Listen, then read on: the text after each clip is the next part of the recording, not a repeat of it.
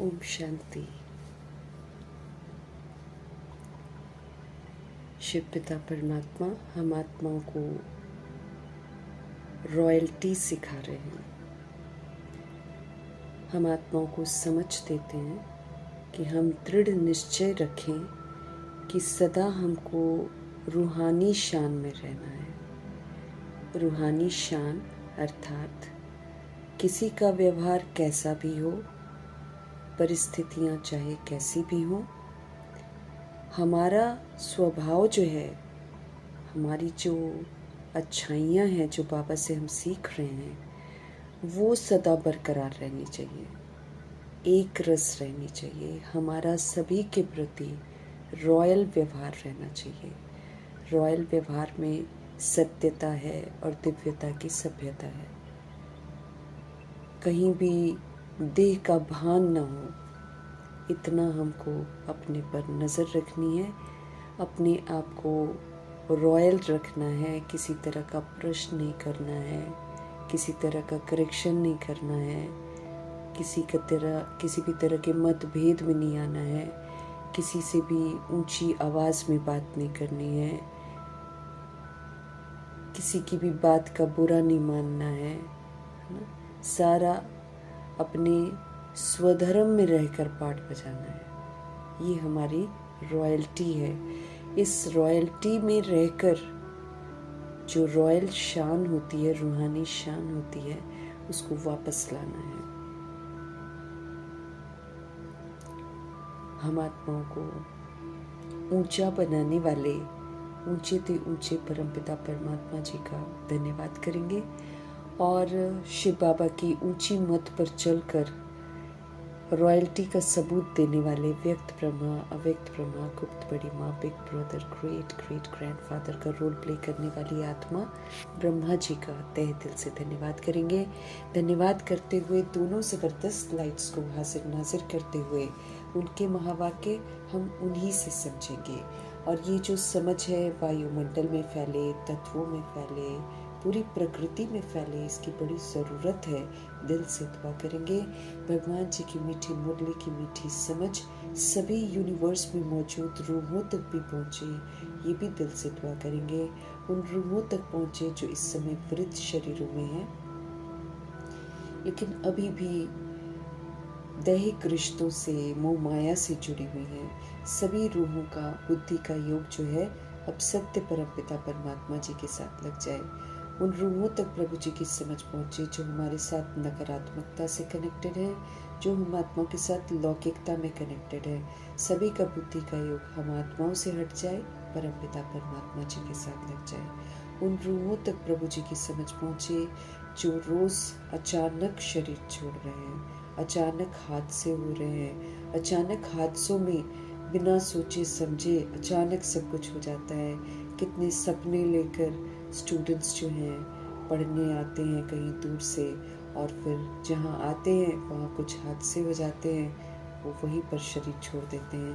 तो ऐसी रूहें जो हैं हवाओं में हैं, बेचैन हैं, और फिर उन रूहों को भी समर्पित करेंगे जो उनके संबंधी हैं, जिन्होंने कभी सोचा ही नहीं होता है और अचानक इतना कुछ देखने को मिलता है और उन्हें ड्रामा का राज नहीं मालूम।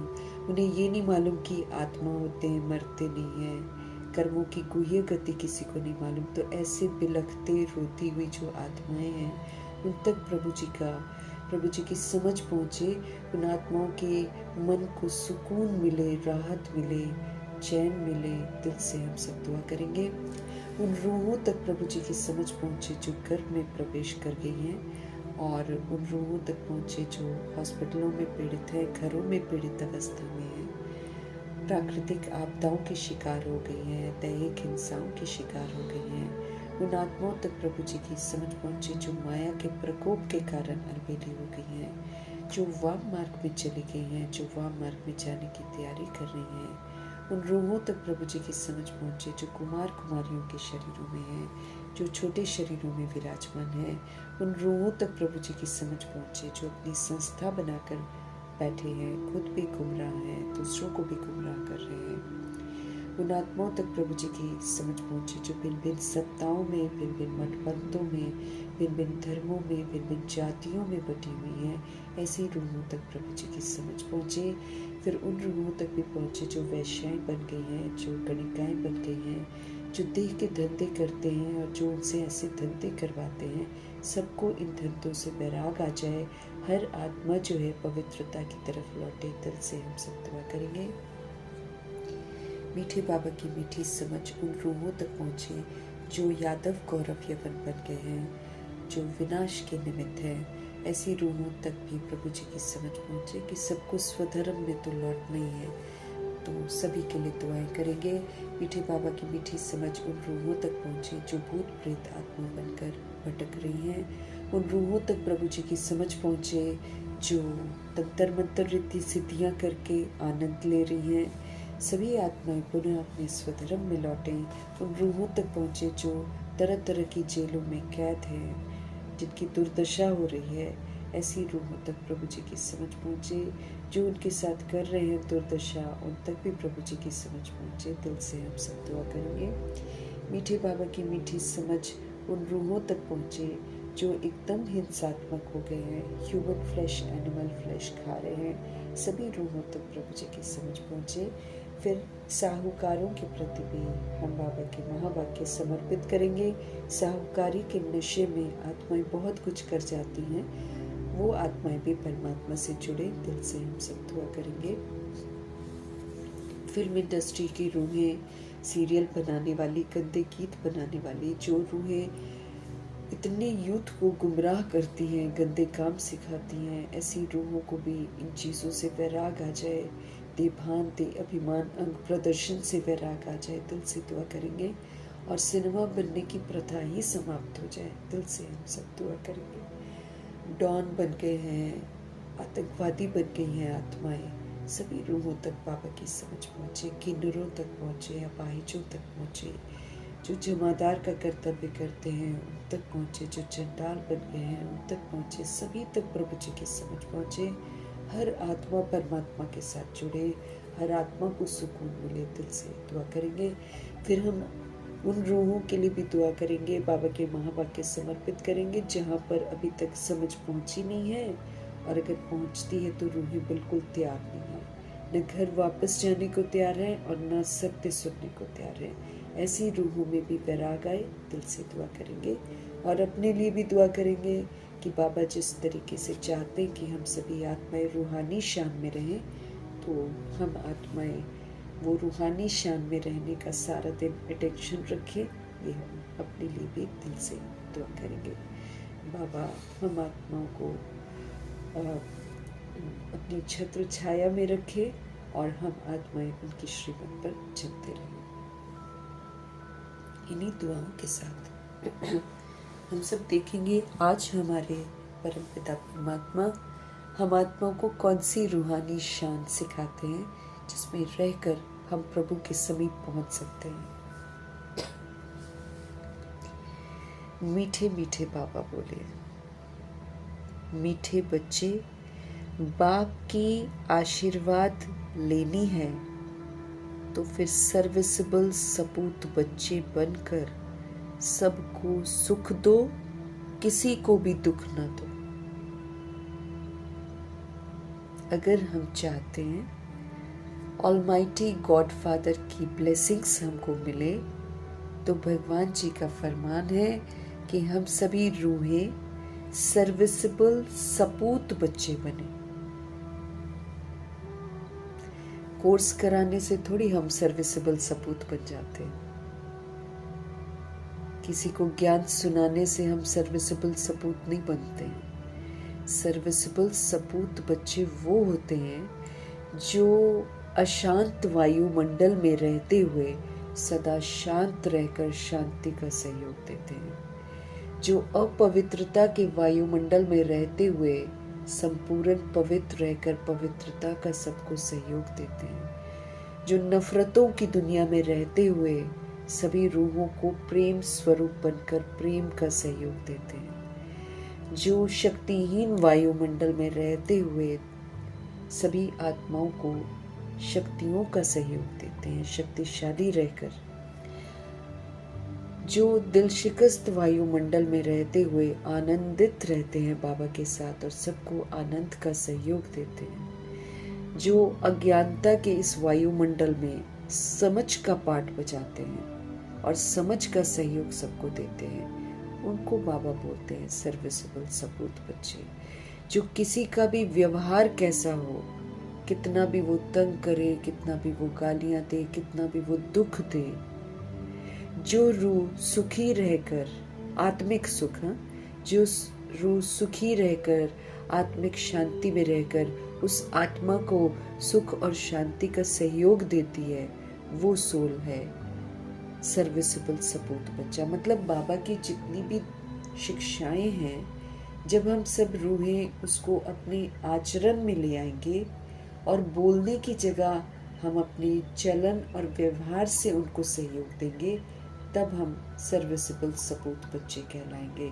हमें वो सुख देना है जो बाबा देते हैं। बाबा हमको पूरी सत्यता से परिचित कराते हैं और कितना सुंदर व्यवहार हमारे साथ करते हैं मुरलियों के द्वारा।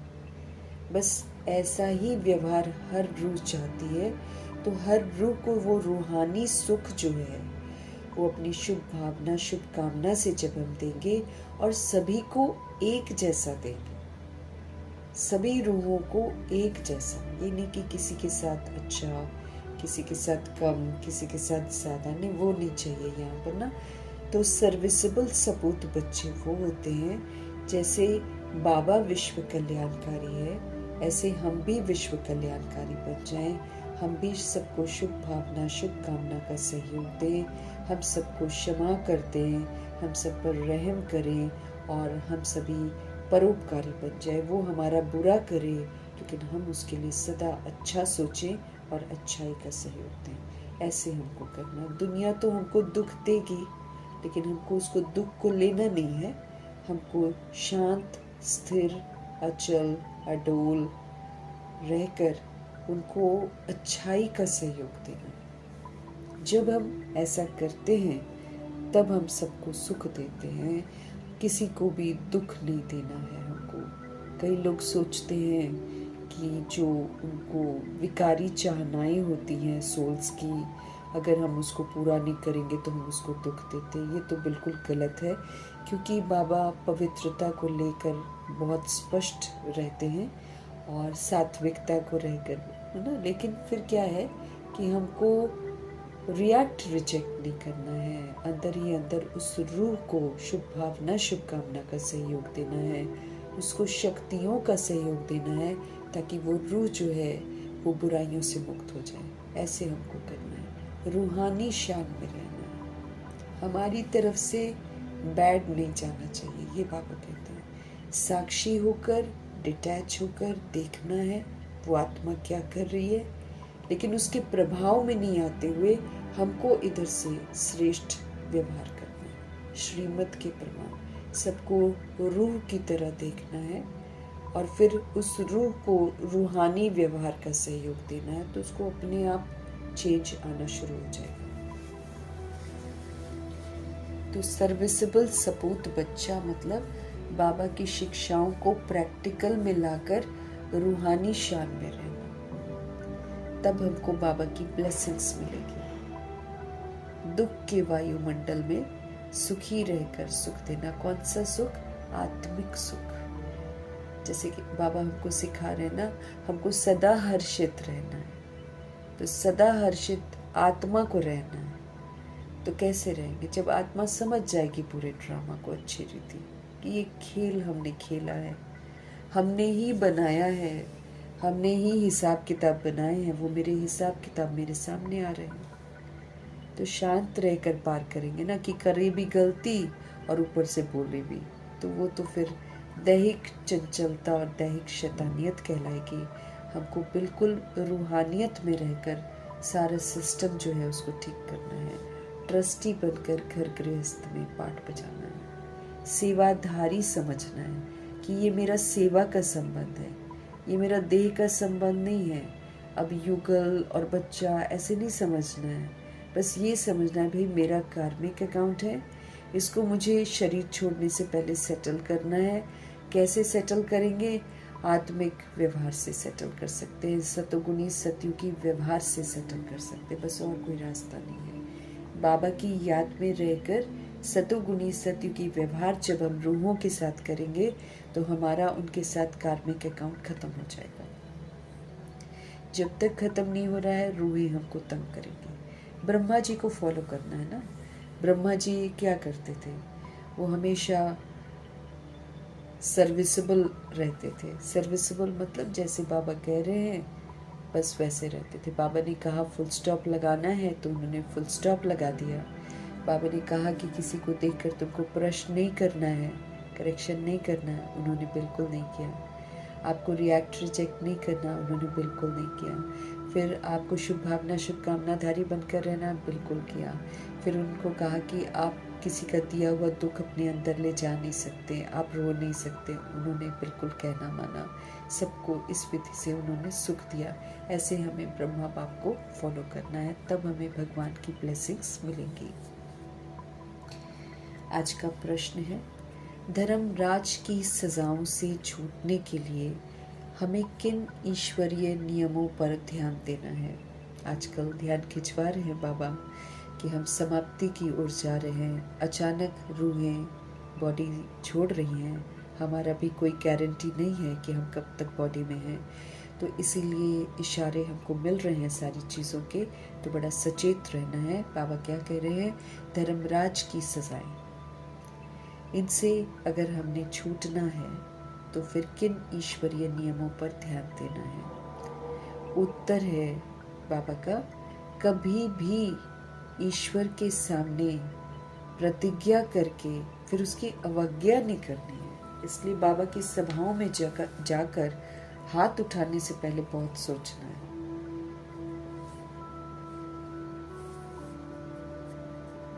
नहीं तो मत उठाओ, लेकिन हाथ उठाया है तो फिर उसको पूरा करना है।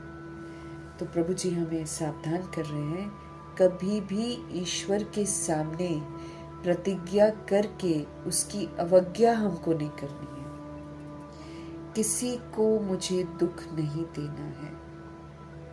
तो बाबा के सामने हम हाथ उठाते हैं ना, हम किसी को दुख नहीं देंगे। कौन सा दुख नहीं देंगे, है ना? उसका बड़ा ध्यान रखना है। भगवान से किसी को दूर करना, भगवान से विस्मृत करना मतलब दुख देना। किसी को सच्चाई से दूर रखना मतलब दुख देना। किसी के साथ दैहिक दृष्टि से दैहिक व्यवहार करना मतलब दुख देना। उसको किसी को अपने मोह माया में फंसाना दुख देना। अवज्ञा नहीं करनी है। क्रोध करना, तंग करना, किसी को परेशान करना, जो रूह को पसंद नहीं वही करते जाना, ऐसी चलन चलना जिससे हमारे ईश्वर का नाम बदनाम हो जाता है। लोग कहते हैं, ये कहते हैं भगवान हमें पढ़ा रहे हैं, तो फिर नाम बदनाम हो जाता है ना। क्योंकि पीठ पीछे फिर लोग कहते हैं कि बड़ा कहते हैं कि ये लोग ज्ञान में चल रहे, भगवान से पढ़ रहे हैं ना। क्योंकि वो तो प्रैक्टिकल आचरण देखेंगे ना हम सभी आत्माओं का।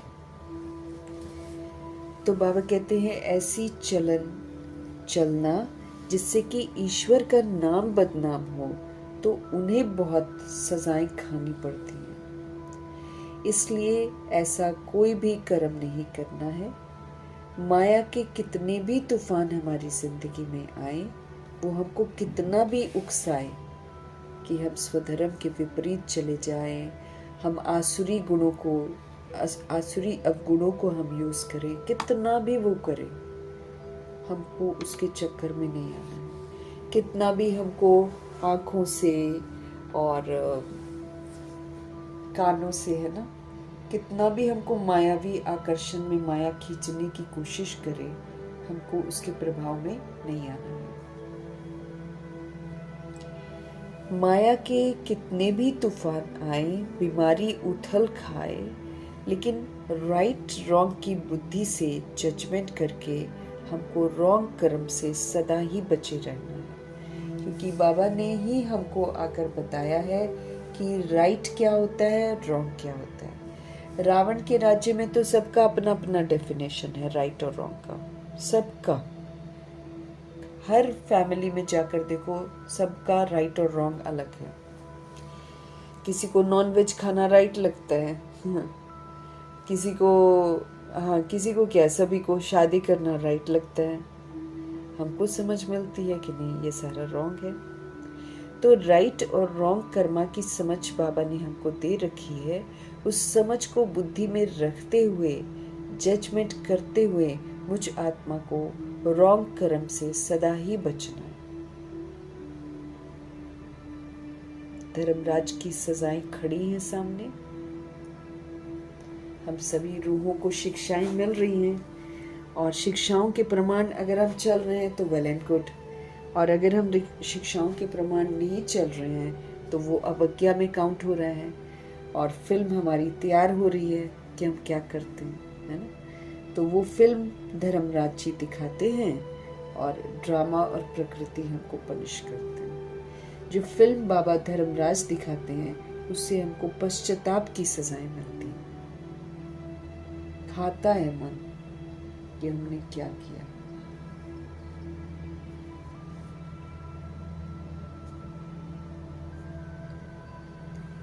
तो कभी भी ईश्वर के सामने प्रतिज्ञा करके उसकी अवज्ञा मुझे नहीं करनी है।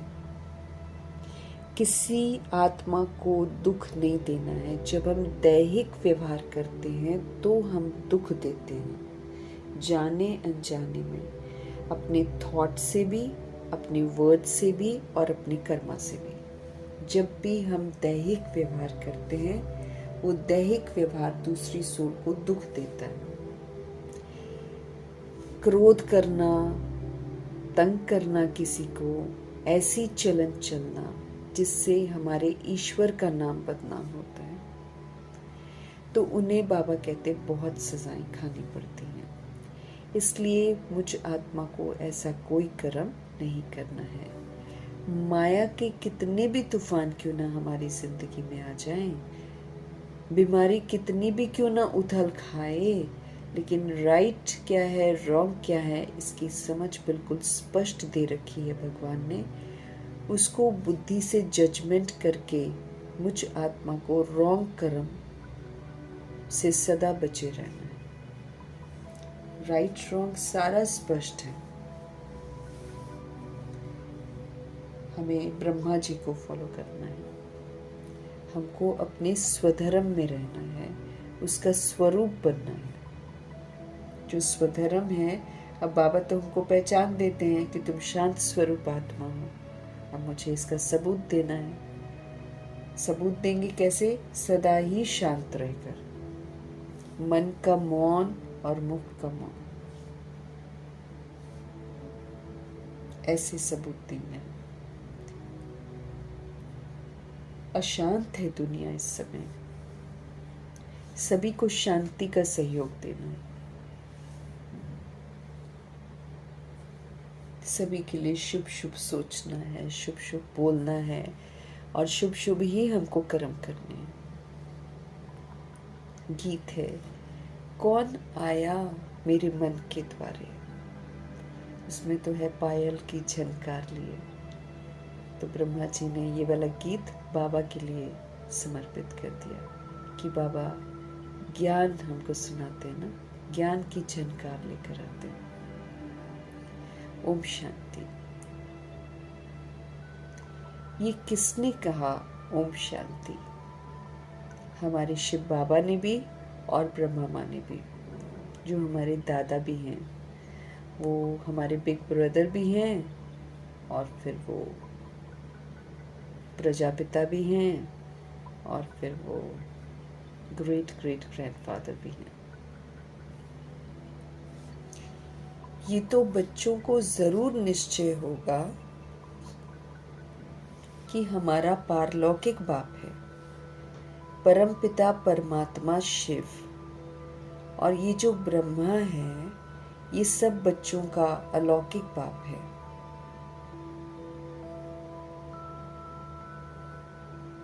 है ना? ये तो बच्चों को जरूर निश्चय होगा कि हमारा पारलौकिक बाप है। परमपिता परमात्मा शिव और ये ब्रह्मा सब बच्चों का अलौकिक बाप है। जो शिव बाबा है वो तो सभी रूहों के पिता हैं,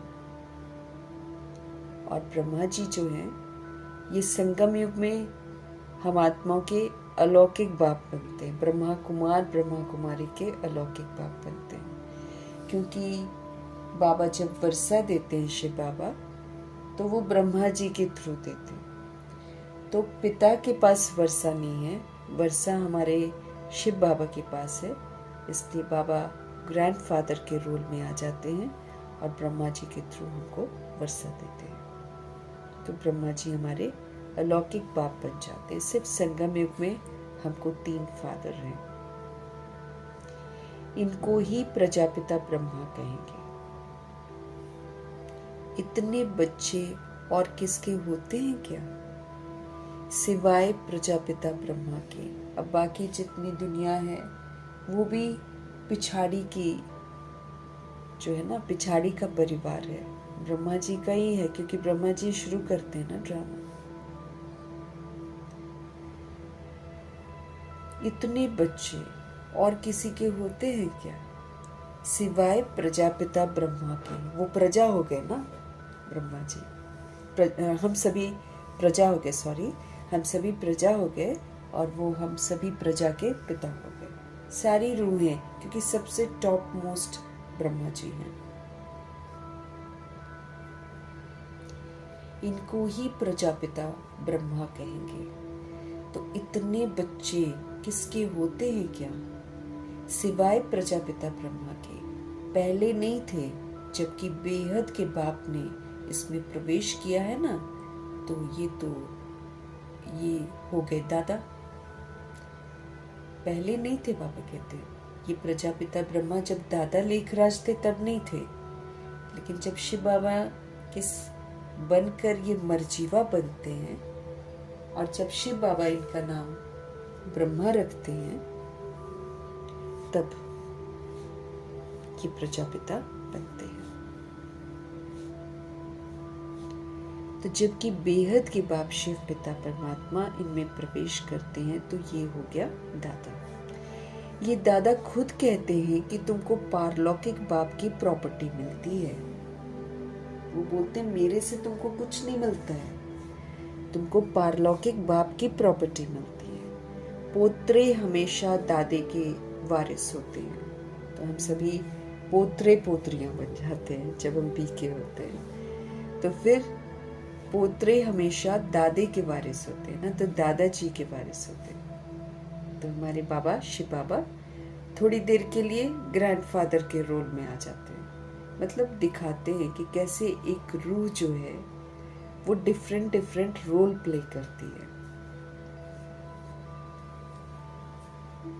उनका बुद्धि योग दादे में जाता है, क्योंकि दादे की प्रॉपर्टी का हक मिलना है ना। जैसे राजाओं के पास जो बच्चे जन्म लेते रहेंगे, ऐसे ही कहेंगे बड़ों की प्रॉपर्टी है। बड़ों की प्रॉपर्टी पर उन्हों का हक है ही। तुम बच्चे जानते हो कि हम बेहद के बाप के द्वारा बड़े ते बड़ी प्रॉपर्टी स्वर्ग की बादशाही ले रहे हैं। तुम बच्चे जानते हो कि हम बेहद के बाप के द्वारा बड़े ते बड़ी प्रॉपर्टी क्या ले रहे हैं, हम स्वर्ग की बादशाही ले रहे हैं। हमको वो बाप पढ़ा रहे हैं। तुम अब सम्मुख बैठे हो। सम्मुख का नशा भी नंबरवार पुरुषार्थ अनुसार रहता है। कोई के दिल में तो बड़ा लव रहता है, जैसे दादियां हैं, वो सम्मुख रहती। मम्मा को तो था ही प्यार बाबा से, और ब्रह्मा जी को भी था, लेकिन बच्चे भी जो थे ना दादियां, तो उनका भी लव रहता है। कोई के दिल में तो बड़ा लव रहता है। हम ऊंच ते ऊंच भगवान के आकर इस साकार माता पिता द्वारा वारिस बनते हैं। हम ऊंच ते ऊंच भगवान के आकर इस साकार माता पिता द्वारा वारिस बनते हैं, मातेश्वरी, और फिर ब्रह्मा जी को भी ले सकते हैं, और फिर या फिर प्रजापिता भी ब्रह्मा और बड़ी माँ भी ब्रह्मा, उन्हीं के थ्रू तो सारा कुछ होता है। तो दोनों ही वे से हम लोग ले सकते हैं। मम्मा जी को भी हम कॉपी कर सकते हैं। तो इस साकार माता पिता द्वारा वारिस बनते हैं, और अदरवाइज भी प्रजापिता ब्रह्मा पिता हो गए और गुप्त बड़ी माँ ब्रह्मा हो गई। तो दोनों ही साकार बॉडी में माता पिता भी हो गए हमारे। तो उन्हीं के द्वारा हम एक्चुअली वारिस बनते हैं, क्योंकि शिव बाबा उन्हीं के थ्रू हमको सब कुछ देते हैं। अडॉप्ट भी करते हैं ब्रह्मा माँ के थ्रू, और फिर प्रॉपर्टी भी देते हैं ब्रह्मा जी के थ्रू। तो दोनों ही फिर यही हो गए ना माता पिता। बेहद का बाप जो है हमारा शिव बाबा, बहुत ही मीठा है, जो हमको राजाई के लायक बनाते हैं। कितना ना हमको समझाते हैं, कितना ना हमको पढ़ाते हैं, कितनी सुंदर पालना हमारी करते हैं, हमसे नाराज नहीं होते हैं। चेतावनियाँ ज़रूर दे देते हैं, लेकिन हमको नाराज थोड़ी होते हैं। अगले दिन देखो तो फिर से हमारे पास मुरली आ जाती है।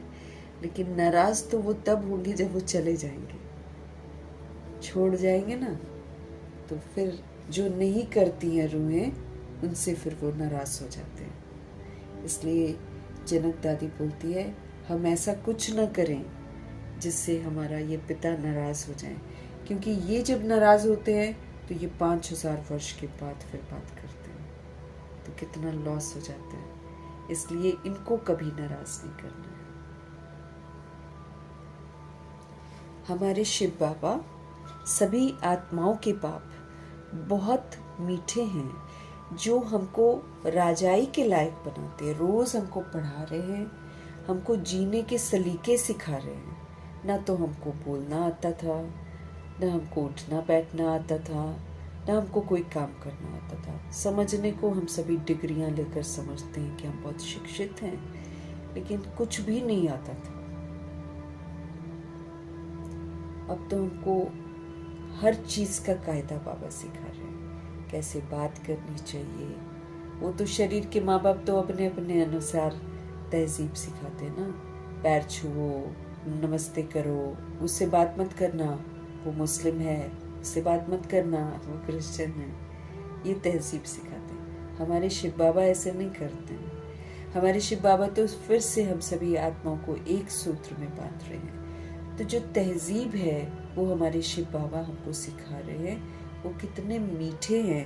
रोज़ हम आत्माओं को मीठा मीठा बोलते हैं और प्यार से हमको फिर से समझाते हैं, ताकि हम सभी आत्माएं राजाई के लायक बने। सारी रॉयल्टी धारण करनी है हमको भी। रॉयल संस्कार, जैसे राजा होते हैं ना, वैसा रॉयल संस्कार। कौन सा राजा? कलयुग का राजा नहीं, रॉयल एकदम, जो शान नहीं है। जैसे नारायण जी होंगे, उनकी शान थोड़ी होगी किसी के साथ गुस्सा करना या किसी पर हुक्म चलाना। वो हुक्म नहीं चलाते हैं किसी पर भी। रॉयल्टी। तो उन्होंने सारे संस्कार वो वाले यहाँ पर धारण किए संगम युग में। बाबा कहते हैं, बेहद का बाप बहुत मीठा है, जो हमको राजाई के लायक बनाते हैं, ताकि हम राजाई घराने में जाएं, राजा बने। हम नारायण जी के साथ और लक्ष्मी जी के साथ हम आए। कितनी रॉयल्टी चाहिए उनके साथ आने के लिए, क्योंकि वो बड़े रॉयल थे। तो वही रूहें उनके साथ आएंगी ना, जो यहाँ पर रॉयल बनेगी।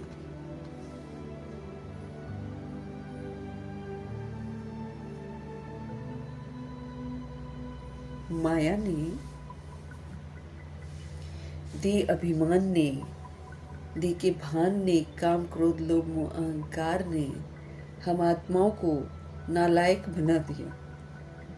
नालायक बन गए हम सब।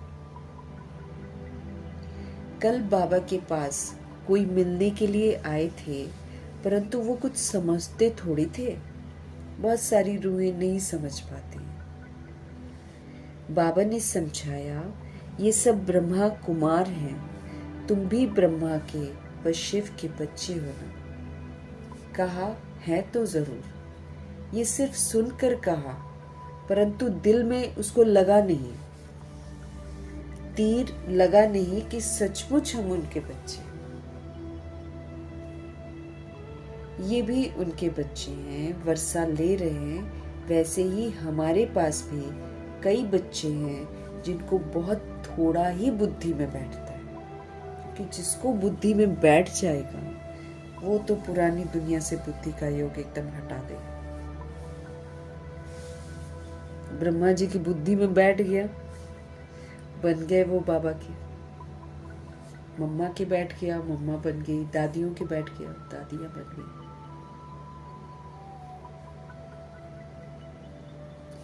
जिनको बाबा कहते हैं वैसे ही हमारे पास भी कई बच्चे हैं जिनको बहुत थोड़ा बुद्धि में बैठता है। वो खुशी, वो रुहाब दिखाई ही नहीं पड़ता है। नहीं तो बाबा कहते खुशी होनी चाहिए ना कि भगवान मिल गए हैं, खुशी होनी चाहिए ना कि भगवान की से पालना ले रहे हैं। लेकिन बाबा ये देखते हैं कि वो खुशी, वो रुहाब दिखाई ही नहीं पड़ता है। अंदर बड़ा खुशी का पारा चढ़ना चाहिए, वो सारा चेहरे पर भी आ जाता है। अगर हम अंदरूनी आत्मिक प्रसन्नता में आ जाएं, तो प्रभु जी कहते हैं कि वो चेहरे पर जरूर दिखाई देगा। वो सारा चेहरे पर भी आता है। बाबा कहते हैं आत्मिक प्रसन्नता जो है जब आ जाती है कि मैं सुप्रीम रूह का बच्चा हूँ और मेरी पालना सुप्रीम रूह से हो रही है, उसको तो नशा चढ़ जाएगा, उसको तो रुहाब आ जाएगा। लेकिन बाबा कहते आता ही नहीं है।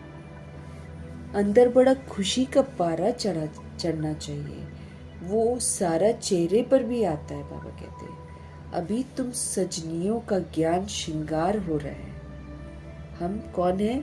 हम आत्मा रूपी सजनियां हैं, क्योंकि बाबा की बारात जाएगी अभी, शिव की बारात।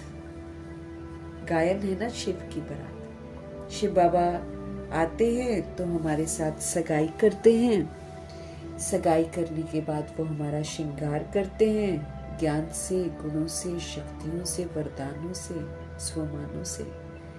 फिर जितना जितना हम ये ज्ञान को धारण करते हैं, स्वीकार करते हैं और फिर उसी प्रमाण पाठ बजाते हैं तो मेरा श्रृंगार होता है।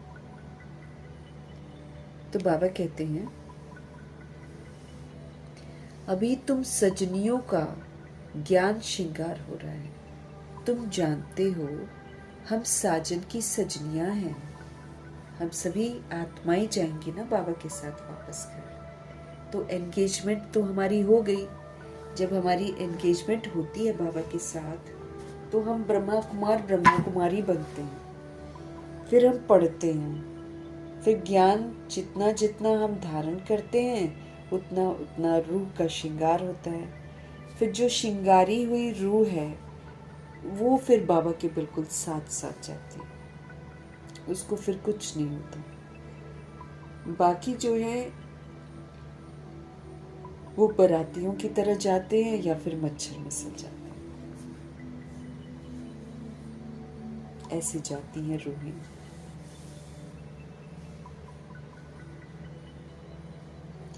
तो बाबा कहते हैं अभी तुम सजनियों का ज्ञान श्रृंगार हो रहा है। तुम जानते हो हम साजन की सजनियां हैं। हम शिव साजन की सजनियां हैं, हम आत्मा। अब मेरे को सजनी होने का सबूत देना पड़ेगा। सजनी कौन होगी? जो बिल्कुल बाप समान बन जाएगी। मना विश्व कल्याणकारी, शुभ भावना, शुभकामनाकारी, रहम दिल, क्षमाशील, परोपकारी, मधुरता से संपन्न, नम्रता से संपन्न। ऐसी रूहें सजनियां बनती हैं। और फिर बराबर का दर्जा चाहिए ना। बाबा कहते हैं लंगड़े को थोड़ी लेकर जाऊंगा। लंगड़ा किसमें? पुरुषार्थ में। रूहें हैं हम, इसलिए बॉडी को नहीं देखना।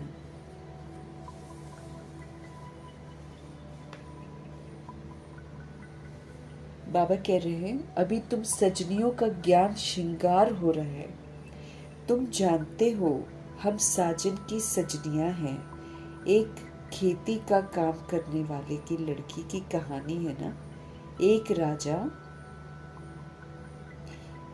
खेती करने वाला ना उसकी लड़की को ले आया, परंतु फिर भी उसे राजाई में मज़ा ही नहीं आया, तो लड़की को वापस गांव में छोड़ आया।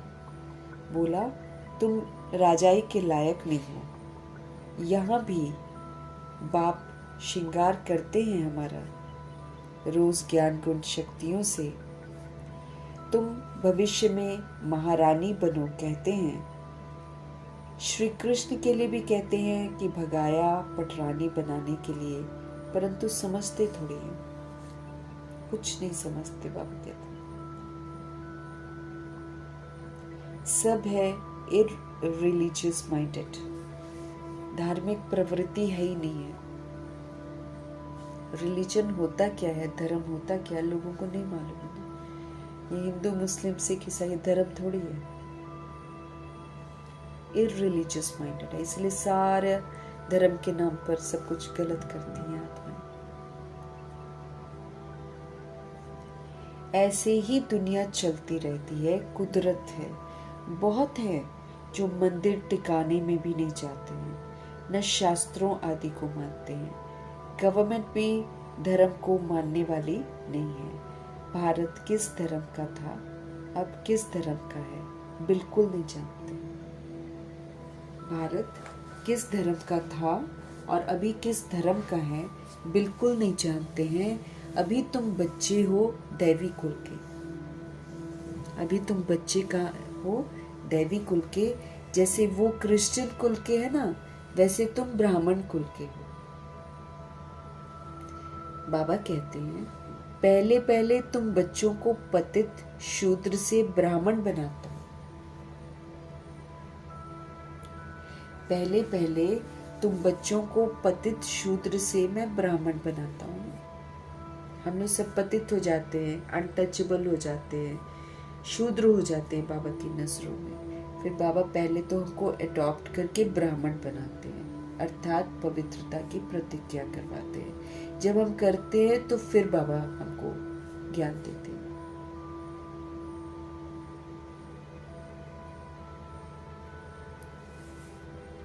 बाबा कहते हैं ऐसी बहुत सारी रूहें हैं जो किसी को भी नहीं मानती हैं, न शास्त्र पढ़ते हैं, न मंदिरों में जाते हैं। गवर्नमेंट भी बाबा कहते हैं धर्म को मानने वाली नहीं है। सच्ची में है ना, हिंदू बोलते हैं लेकिन ये लोग मानते वानते कुछ नहीं है।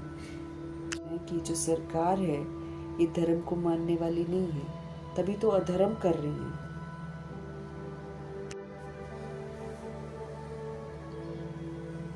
भारत किस धर्म का था और अब किस धर्म का है, बिल्कुल नहीं जानते हैं। आदि सनातन देवी देवता धर्म पवित्रता का धर्म हुआ करता था, उनको मालूम थोड़ी है। तो गवर्नमेंट कोई धर्म मानने वाली नहीं है। भारत किस धर्म का था कभी, अब किस धर्म का है, बिल्कुल नहीं जानते हैं। अभी तुम बच्चे हो दैवी कुल के। अब बाबा हमको याद दिला रहे हैं कि तुम दैवी कुल के थे। स्मृति, अब इस स्मृति को स्मृति में रखते हुए हमको दैवी गुण धारण करने और सबूत देना है। स्मृति से समर्थी आती है। जैसे वो क्रिश्चियन कुल के है ना, वैसे तुम अभी क्या हो, ब्राह्मण कुल के हो। अभी हम सत्यता दिव्यता की सभ्यता सीख रहे हैं। बाप कहते हैं पहले पहले तुम बच्चों को पतित शूद्र से ब्राह्मण बनाता हूँ। पावन बनते बनते फिर 21 जन्म के लिए तुम दैवी संप्रदाय बन जाएंगे। अभी सिखा रहे हैं बाबा, सीखते सीखते सीखते बाबा कहते फिर तुम क्या बन जाओगे, दैवी संप्रदाय के बन जाओगे। फिर दैवी गोद में जाएंगे। आगे थे हम सब आसुरी गोद में, आसुरी गोद से फिर तुम ईश्वरीय गोद में है। पहले हम भी असुर ही तो थे, अभी भी आसुरीपन कहीं ना कहीं अंदर मौजूद है, तभी तो हम लोग बॉडी में हैं। उस आसुरीपन से हमको मुक्त होना है। आगे हम थे आसुरी की गोद में, आसुरी गोद से फिर बाबा के ईश्वरीय गोद में आए हैं। एक बाप के बच्चे हैं हम, ब्रदर सिस्टर हैं हम। ये एक वंडर है। सब कहेंगे हम ब्राह्मण कुल के हैं, हमको तो श्रीमत पर चलना है, हमको सभी को सुख देना है, हमें सभी को रास्ता बताना। देखा, सच्चाई का रास्ता रूहों को बताना मतलब सुख देना। लेकिन ये सच्चाई का रास्ता कैसे बताना है? बोलकर नहीं, बोलकर तो नहीं सुनेंगे सोल्स, लेकिन सच्चाई का रास्ता हम तब लोगों को दिखा सकते हैं जब हम खुद सच्चाई पर चलें। हमारा व्यवहार, हमारा उठना बैठना चलना, सभी के साथ ना व्यवहार जो हम करते हैं अलौकिक हो जाए। वो जो अलौकिक परिवर्तन होगा ना, वो रास्ता दिखाना है। तब लोग कहेंगे इनको ऐसा रास्ता दिखाने वाला कौन? बोलकर नहीं, बोलकर तो नहीं सुनेंगे सोल्स, उल्टा मजाक उड़ा देंगे। तो प्रभु जी हमको स्पष्ट कर रहे हैं कि हम सभी सोल्स ब्राह्मण कुल के हो गए हैं। हमको तो अब श्रीमत पर चलना है, सभी आत्माओं को सुख देना है, रास्ता बताना है। हमारा स्व का जो परिवर्तन होगा वो दूसरों को रास्ता दिखाएगा।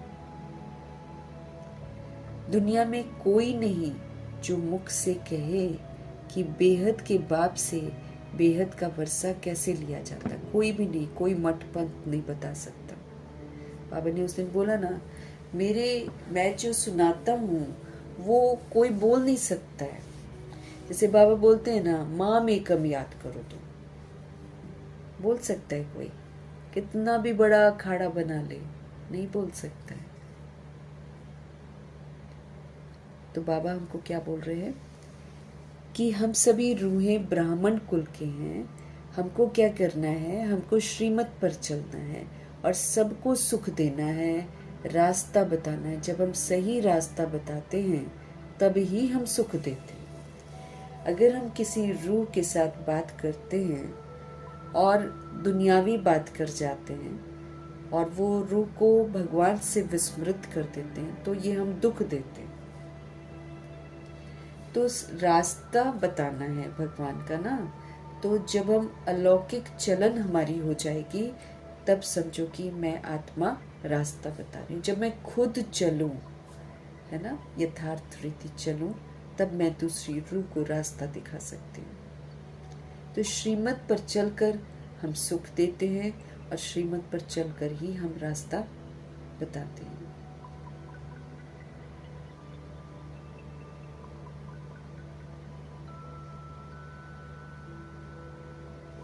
तो सुख देना भी समझना पड़ेगा ना कि कैसे सुख दिया जाता है।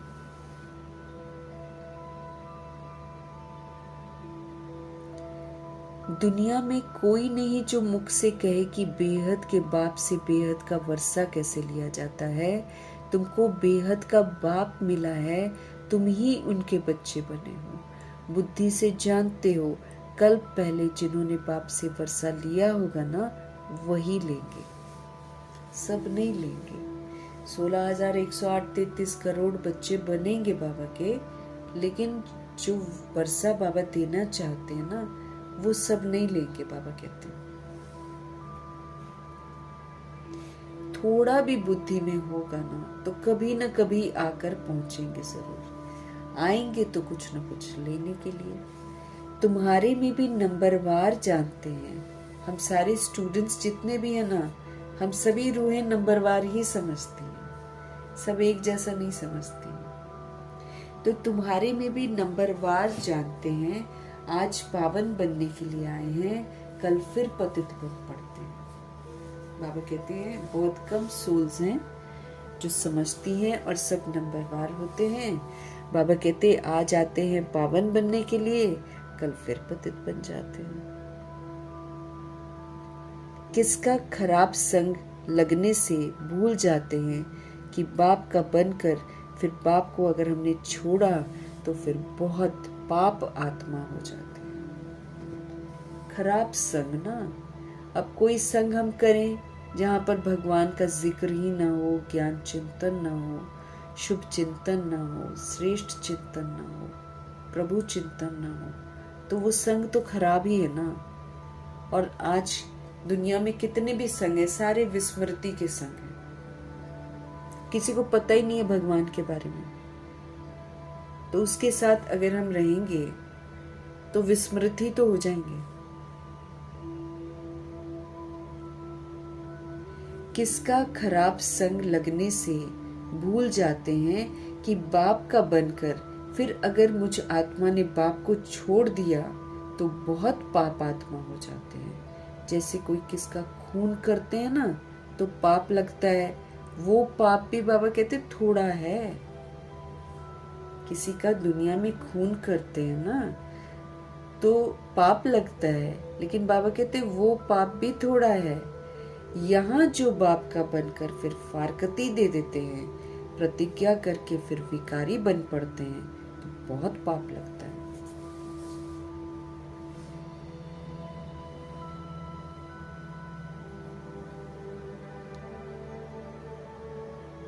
यहाँ जो बाप का बनकर फिर बाबा को धोखा देते हैं अपनी तरफ से, इस बात से अनजान की खुद ही को धोखा देते हैं, है ना।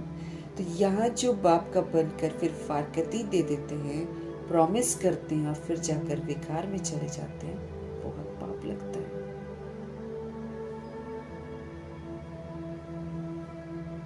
हम खुद विकार में चले जाएं या बच्चों को विकार में ले जाएं, है ना। इसलिए बच्चे अगर कहें ना कि भाई शादी करनी है, बाबा ने बोला लड़की है तो करवा दो, बदनाम करेगी, नहीं तो लड़का है तो निकाल दो उसको कि जा कर अपने आप, हम नहीं खड़े होंगे। फिर भुगतना है तो फिर भुगतना, और लड़की का भी करवा के फिर लड़की को बोल देना भाई तुम अपने लिए खुद से निकाल, फिर रोते हुए मेरे पास नहीं। हर रूह रोती है शादी के बाद, कुछ ना कुछ प्रॉब्लम होगा, फिर अपने माँ बाप को आकर बोलते हैं। हर रूह दुखी होती है, बाबा सही बोलते हैं, आदि मध्य अंत दुख ही दुख है शादी करने के बाद। तो इसलिए जब हम करवाते हैं या फिर हम करते हैं तो फिर बहुत पाप लगता है, इस पाप को भुगतना पड़ता है, छूट थोड़ी सकते हैं, है कि नहीं। हम मुरली में पढ़ रहे हैं और फिर हम जाकर विकार में चले जाएं। अब कितनी सारी सोल्स हैं जो बाबा के घर में आते हैं और बच्चों की शादी करने की तमन्ना रखते हैं, बीके बीके के साथ कर देंगे ये सोच रखते हैं, तो कितना ना पाप कर रहे हैं, भुगतेंगे फिर उतना ही। बॉडी से भुगतना तो जरूर पड़ेगा, शरीर छोड़ने से पहले ना भुगतते जरूर है, पाप लग जाता है ना। प्रभु जी कह रहे हैं अज्ञान काल में इतना नहीं पाप लगता है जितना ज्ञान में लगता है, क्योंकि समझ मिलने के बाद हम गलत करते हैं।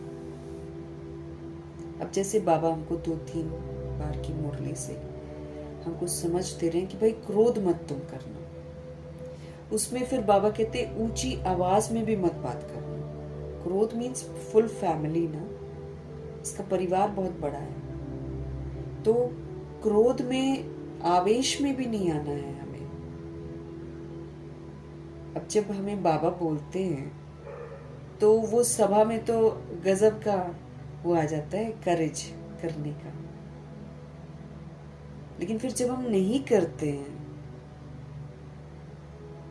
तो फिर भुगतेंगे ना हम। तो बाबा कह रहे अज्ञान काल में इतना नहीं लगता है पाप जितना ज्ञान में लगता है। अज्ञान काल में तो मनुष्यों में क्रोध कॉमन होता है, यहाँ तुमने किस पर क्रोध किया 100 गुना दंड हो जाता है, 100 गुना।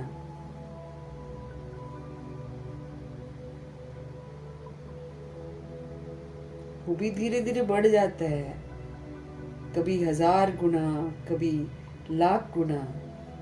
मैं शुरू में हमेशा सोचती थी कि ये जो बाबा बोलते हैं कि एक का 100 गुना दंड मिलता है, मैंने बाबा से पूछा कि बाबा ये क्या सिस्टम है कि हम एक गलती करेंगे तो 100 गुना हमको पनिशमेंट मिलेगा।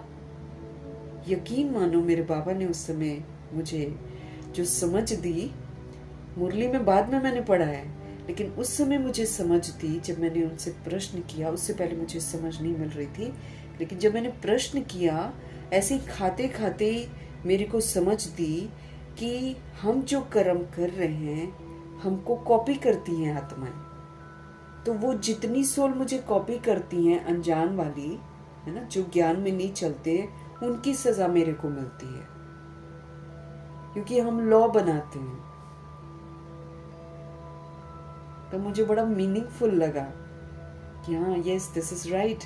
अगर मेरे को पता चल रहा है कि ऐसे नहीं करना है और मैं आत्मा करती हूँ, और अब तो बिल्कुल ही स्पष्ट हो गया है कि जो हम रूहें करते हैं वही द्वापर युग कलयुग की सोच करती हैं, लेकिन और गंदे तरीके से करती हैं। हमने तो आवेश में आकर कुछ बोला होएगा ना, वो तो जान से ही मार देते हैं।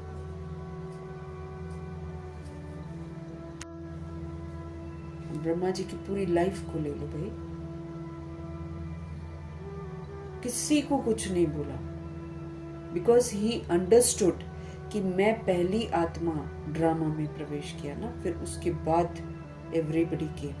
तो उन्होंने, मम्मा ने भी, बाबा ने भी, मतलब स्वीकार किया कि वी आर रॉन्ग, और फिर दोबारा रॉन्ग नहीं किया। इसी तरह हमारे पर भी तो अप्लाई हो रहा है।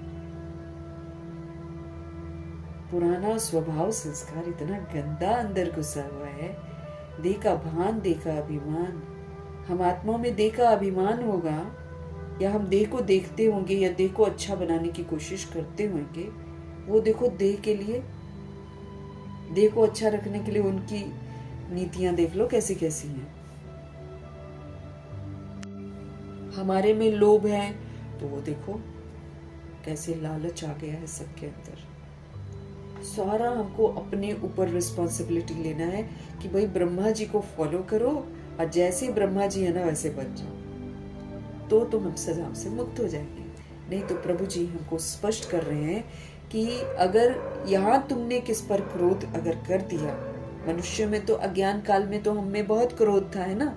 तो बाबा हमको स्पष्ट कर रहे हैं, भाई अज्ञान काल में तो मनुष्यों में क्रोध कॉमन होता है, लेकिन यहाँ प्रभु जी के घर में आकर अगर हमने किसी पर क्रोध कर दिया तो 100 गुना दंड तय हो जाता है। और वो 100 गुना दंड जो होता है बड़ा ही कष्टदायक होता है।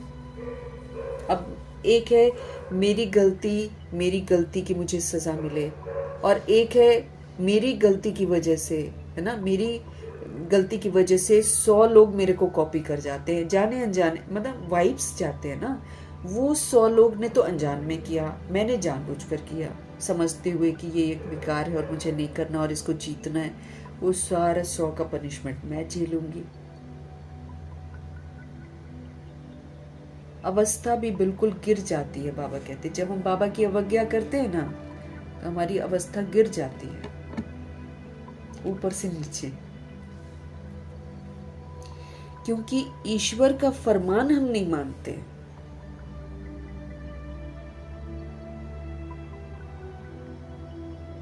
वो जो हम आत्माओं के हित में सोचते हैं, उनके जैसा प्यार हमको कोई नहीं करेगा। वो हमें हर बुराई से बचाते हैं, हर खतरे से बचाते हैं, हर जगह से बाबा बचाते हैं। आजकल देखो पैकेटों की चीजों में कितनी खतरनाक चीजें मिला मिला कर बेचते हैं। हमारे बाबा हमको यही सिखा रहे हैं, भाई दाल रोटी खा लो तुम, क्योंकि दाल में तो उतना इंटरेस्ट किसी को आजकल है नहीं। आजकल पनीर में इंटरेस्ट है, आजकल वाइट छोले में इंटरेस्ट है, कड़ी में इंटरेस्ट है, और राजमा में इंटरेस्ट है। ये सारी चीज़ों में इंटरेस्ट है ना लोगों को, यही खाती हैं दुनिया में ज़्यादातर लोग। टिंडा घिया तोरी सुनते ही मुंह सबका बन जाता है बच्चों का। हाय क्या बनाया है, कहीं तो खाते ही नहीं है, फिर उसने बाहर से मंगवा लेते हैं। हमारे शिव बाबा ने हमको सात्विक रहने को कहा है, क्योंकि उसी में हम सेफ हैं। बाकी सारा मिलावट।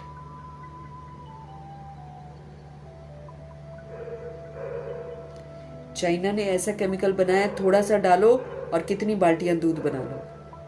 थोड़ा सा पाउडर डालना है, कितनी बाल्टियां दूध। गाय तो मार रहे हैं ना, गाय को तो मार मार के मीट बना, तो कहाँ से आएगा दूध इतना सारा? पूरा वर्ल्ड दूध पीना चाहता है।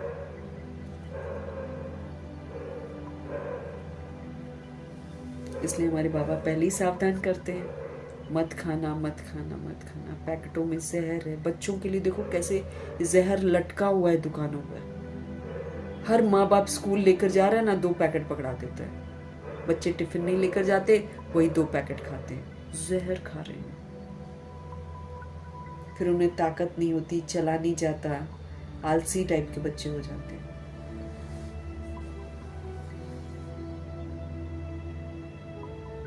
इधर से मोमोज खाएंगे, उधर से कोक पिएंगे। बच्चे गोदी में होते हैं, उनके मुंह में भी डालते हैं। इधर से मोमोज डाल रहे हैं, उधर से कोक पिला रहे हैं। जहर। और फिर बच्चा खाकर ना ऐसे सो जाता है और अपनी तरफ से दिखाते कि हम प्यार कर रहे हैं। ईश्वर का फरमान हर बात के लिए हमको मिला हुआ है भाई। उठने के लिए, सोने के लिए, कैसे बैठना है, कैसे चलना है, कैसे हमको व्यवहार करना है, हर चीज की तहजीब हमारे शिव पिता परमात्मा ने हमको सिखा दी है। क्या नहीं करना है, क्या करना है, सारी मुरली हमको सिखा देती है। उसमें से जो फरमान हम नहीं मानते होंगे, उसके 100 गुना, 1000 गुना, लाख गुना दंड तय हो जाता है, जिसमें हमको कहीं भी मदद नहीं मिलती है। वार्निंग पे वार्निंग है आजकल मुरलियों में, मजाक थोड़ी है।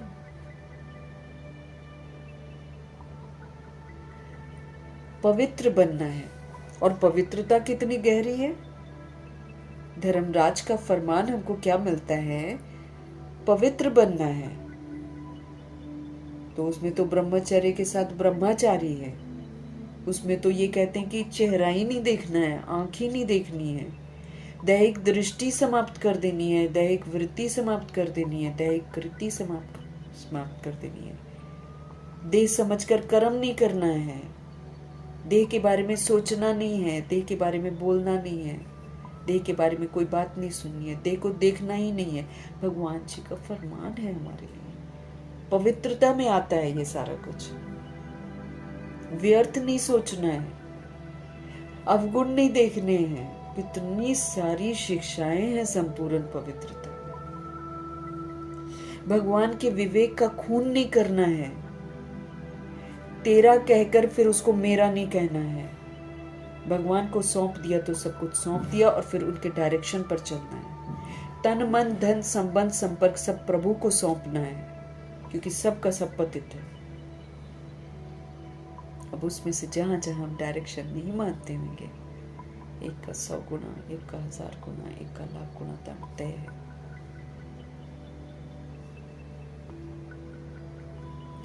धन भगवान से पूछकर हमको खर्च करना है, क्योंकि नहीं पूछते हैं तो फिर उसको इधर उधर वेस्ट करते हैं हम लोग।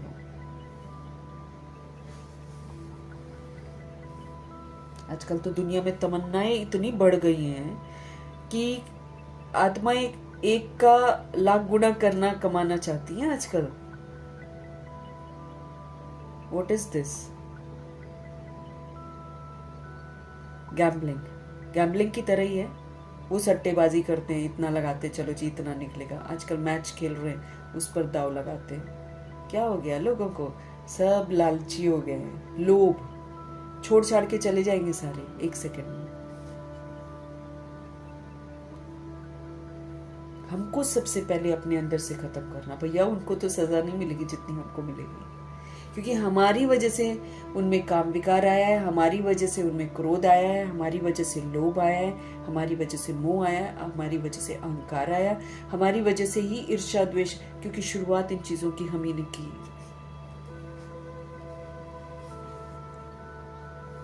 तो पवित्र बनना भी बहुत गहरा है, वो भी अपने आप को स्पष्ट करते रहना है।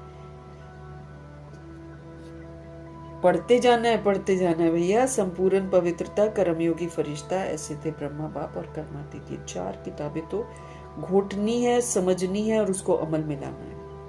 ऐसे ही अमल में आएगी नहीं। हमारे तो पवित्रता के 4 क्वेश्चन आने वाले हैं। पूरी किताब में से 4 क्वेश्चन हमारे आएंगे अलग अलग, जिसमें मेरी प्योरिटी चेक की जाएगी।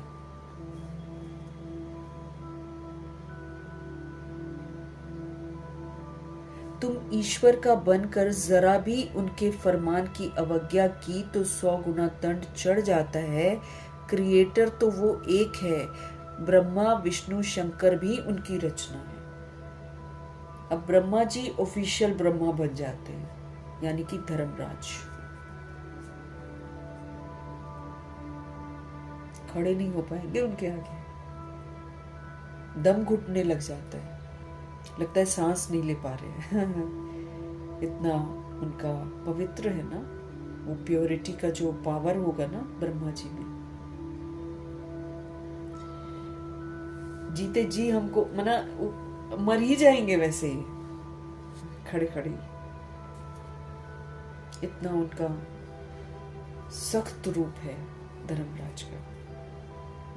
वो सिर्फ दिखाते, बोलते भी कुछ नहीं है, सिर्फ दिखाते।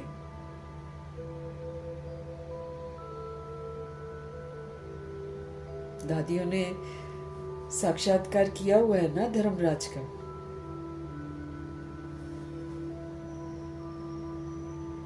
धर्मराज जी हमको हमारी तस्वीर दिखाएंगे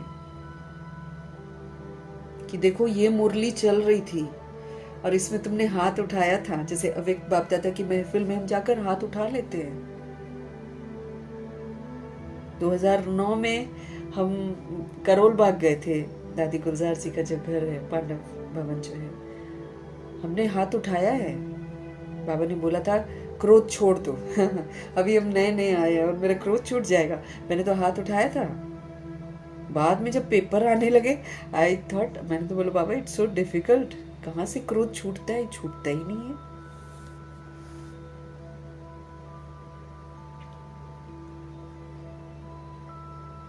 चलो वो तो शुरू की बात थी ना, वो तो चलो माफ कर देंगे बाबा, अब थोड़ी माफ करेंगे हमको।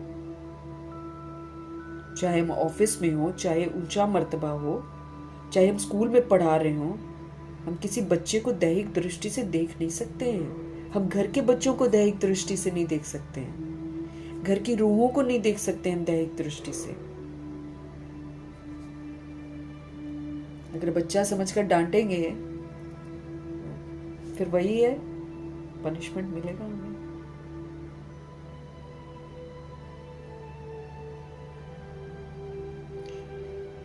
क्रिएटर वो एक ही है, हमारा शिव बाबा। ब्रह्मा विष्णु शंकर भी उन्हीं की रचना है। धर्मराज भी क्रिएशन है, क्योंकि ब्रह्मा जी ही धर्मराज बनते हैं। एकदम सख्त रूप है। अगर हमने गलती की होगी ना, हम सामने मतलब सांस नहीं ले पाएंगे, ऐसा लगेगा हमको, और हम निहत्थे ही तो हो जाएंगे एंड में। जितना मर्जी हम दे अभिमान में इतराते रहें कि हमारे पास ये है, हमारे पास वो है, हमारे पास बहुत बड़ा परिवार है, ये हमारी मदद कर देगा, वो हमारी मदद कर देगा, होगा मदद क्या? अब साकेत में जो बच्चे मरे हैं दिल्ली में, वो उनके माँ बाप तो कहीं कहीं और हैं, राजस्थान में है, कोई कहाँ है।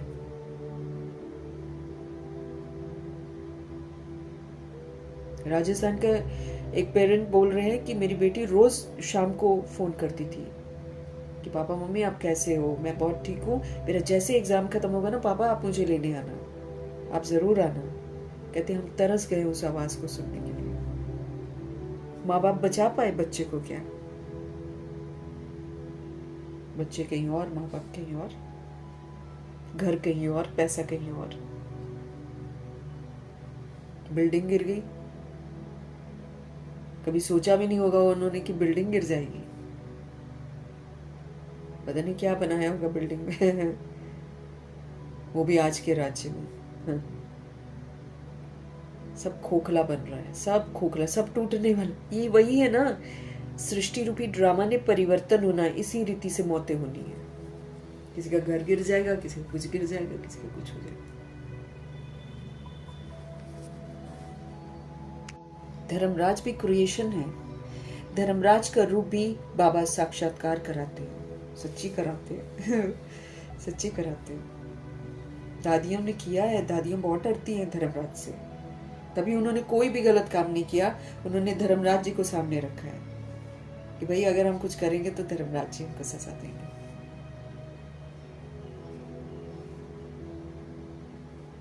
फिर उस समय सिद्ध करके बतलाते हैं, देखो तुमने प्रतिज्ञा की थी हम क्रोध नहीं करेंगे, किसको दुख नहीं देंगे, फिर भी तुमने इनको दुख दिया, तंग किया।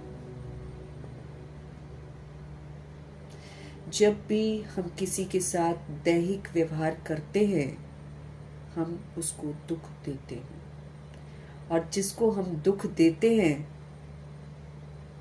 फिर उसका 100 गुना दंड हमको मिलता है। और अगर कोई रूह चली जाती है शिकवे शिकायत लेकर, तो फिर हम शरीर छोड़ते समय बहुत दुखी होते हैं, क्योंकि वो बातें सारी याद आएंगी। वो फिर लगेगा कि अरे ऐसे नहीं मुझे करना चाहिए था, मुझे ऐसे नहीं करना चाहिए था। वैसे भी जब रूह चली जाती है तो हमको रिग्रेट बहुत सारी बातों का होता है। कभी उसने आंसू बहाए होंगे, कभी उसके फील किया होगा, कभी उसने किसी के साथ शेयर किया होगा। ऐसे करती है ना शेयर रूही।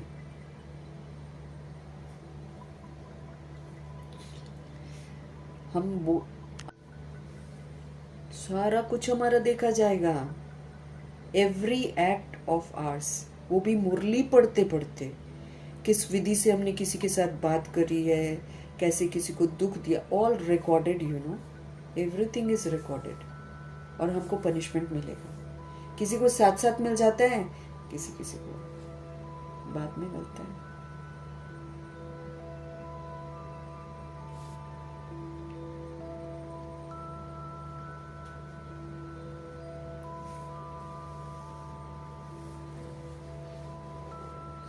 बाबा कहते दिखाएंगे तुम्हें कि तुमने प्रॉमिस किया था हम क्रोध नहीं करेंगे, किसी को दुख नहीं देंगे, फिर भी तुमने इनको दुख दिया, फिर भी तुमने इनको तंग किया, अब खाओ सजा।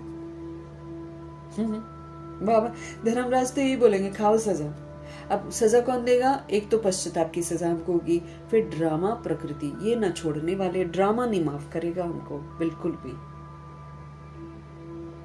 वो एक एक चीज का बदला लेता है। जब हम डिसोबे करते हैं ना बाबा को, वो एक एक चीज का बदला लेता है।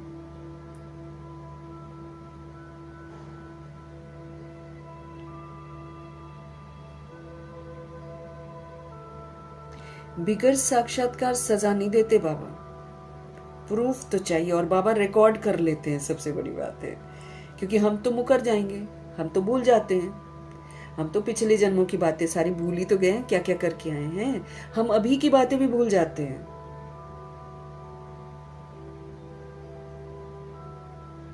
लेकिन बाबा के पास रिकॉर्डिंग है, पूरी मूवी दिखा देंगे।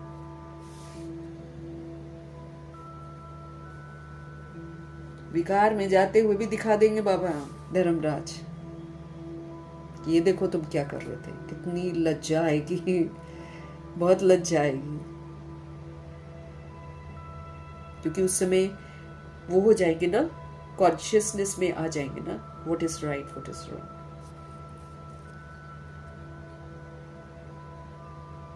बिगर साक्षात्कार सजा नहीं देते बाबा।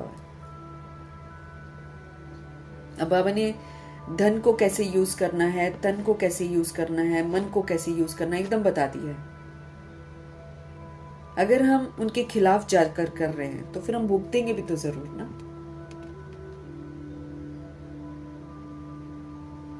तभी तो दान करने के लिए भी बाबा मना करते हैं कि तुमको नहीं पता, तुमने उसको पैसे दिए, उसने उस पैसे के जाकर क्या किया, उसने उस पैसे से वो किया, क्या कहते हैं,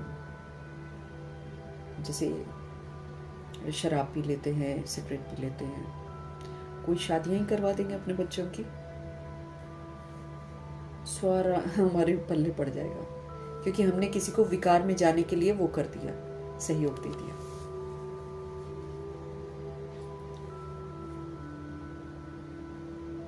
बिगर साक्षात्कार बाबा सजा नहीं देंगे, प्रूफ तो चाहिए ना। वो भी समझते बरोबर मैंने बाप को छोड़कर ये कुकर्म किया है। जो विकार में गया होगा उसको तो दिखाएंगे कि भाई देखो तुम क्या कर रहे थे। इस समय मुरली ये चल रही थी, तुमने मुरलियां मिस करी। अब कई लोग जो विकार में जाते हैं वो 1-2 महीना पहले पढ़ाई को छोड़ते हैं, दिमाग खराब हो जाता है, आकर्षण में आ जाते हैं, सबसे पहले पढ़ाई छोड़ते हैं। टाइम नहीं है, टाइम नहीं है, ऐसे करेंगे पढ़ाई छूट जाती है। भगवान जी वार्निंग दे रहे होते हैं उस समय, मत करना मत करना, लेकिन नजरअंदाज कर देते हैं। उस समय नजरअंदाज करते हैं और काम करते सारा रिकॉर्ड हो जाता है, वो दिखा देंगे बाबा कि बरोबर मैंने पाप को छोड़कर ये कुकर्म किया है, हमने किसी को तंग किया है, हमने किसी को अपशब्द बोले हैं, हमने किसी से छिपा कर कुछ किया है ना। बहुत सारी बातें होती हैं। रहते हम किसी और के साथ हैं और वफादारी हम किसी और के साथ करते हैं, सारी सजा मिलती है। एक को दुखी करते हैं और दूसरे को सुख देते हैं, बचेंगे थोड़ी।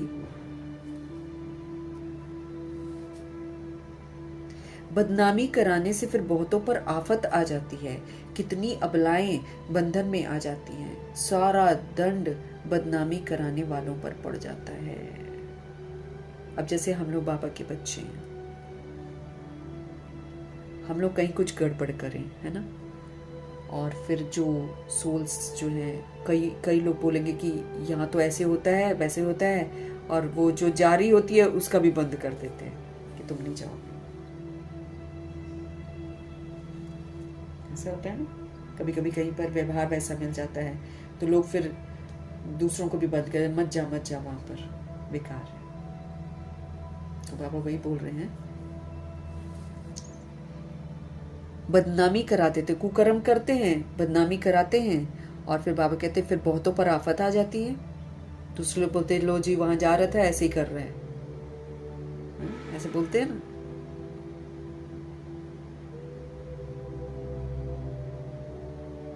अब जैसे वो फिर उनके घर वाले बोलते हैं मत जाओ वहां पर, तो बाबा कहते हैं कितनी अबलाएं बंधन में आ जाती हैं, उनको बोलते नहीं सेंटर नहीं जाना है, उनको मुरली भी नहीं पढ़ने देंगे। सारा दंड बदनामी कराने वाले पर पड़ जाता है। इसलिए बाप कहते हैं बड़े ते बड़ा पाप आत्मा देखना है तो यहीं पर देखो, बाबा के घर में देखो, सबसे बड़ी पाप आत्मा यहीं पर होगी, क्योंकि सारे पाप यहीं से शुरू होते हैं। लॉ मेकर्स, हाँ, तो बड़ा ध्यान रखना है अपने ऊपर। बड़े बाप कहते हैं बड़े ते बड़ा पाप आत्मा अगर देखना है तो यहीं पर देखो। धोबी के पास बहुत मैले सड़े हुए कपड़े जब होते हैं तो सटका लगाने से वो फट जाते, वो उठा उठा के मारते हैं ना पत्थरों पर, सटका लगाते हैं। पहले तो लोग ऐसे ही धोते थे ना, तो धोबी के पास बहुत मैले सड़े हुए कपड़े जब होते हैं तो वो सटका लगाने से फट जाते हैं। तो यहाँ भी सटका सहन नहीं कर पाते हैं, चले जाते हैं। अब कहीं पर किसी के साथ संस्कार नहीं मिलता है, किसी को कुछ समझानी दे दी जाती है, मुंह फुला लेते हैं, छोड़ जाते हैं, ऐसा भी होता है।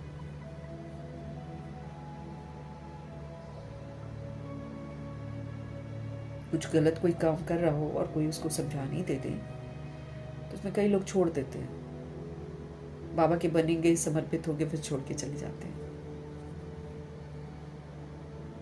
ईश्वर की गोद में आकर डायरेक्ट उनकी अवज्ञा की तो सजा खानी पड़ेगी।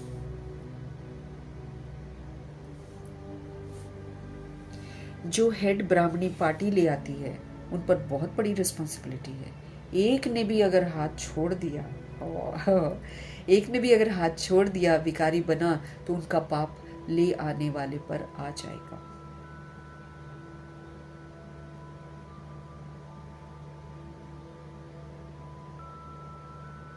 जो हेड ब्राह्मणी पार्टी ले आती है, आजकल तो भीड़ ले जाती हैं आत्माएं, तो बाबा कहते हैं ये जो हेड ब्राह्मणी है ना, पार्टी ले आती है, उन पर बहुत बड़ी रिस्पॉन्सिबिलिटी है। अगर उसमें से एक ने भी हाथ छोड़ दिया और जाकर विकारी बना तो उनका पाप ले आने वाले पर आ जाएगा। ऐसे कोई को भी इंद्र सभा में नहीं लाना चाहिए। भले वीडियो से बाबा की मुरली रिपीट होती है, चाहे रिवाइज होती है, लेकिन बाबा की मर्जी से ही हो रही है। दैट मीन्स बाबा मौजूद है। जिस दिन बाबा की मर्जी नहीं होगी, लाख चाहने पर भी कुछ नहीं होने वाला है। तो इसीलिए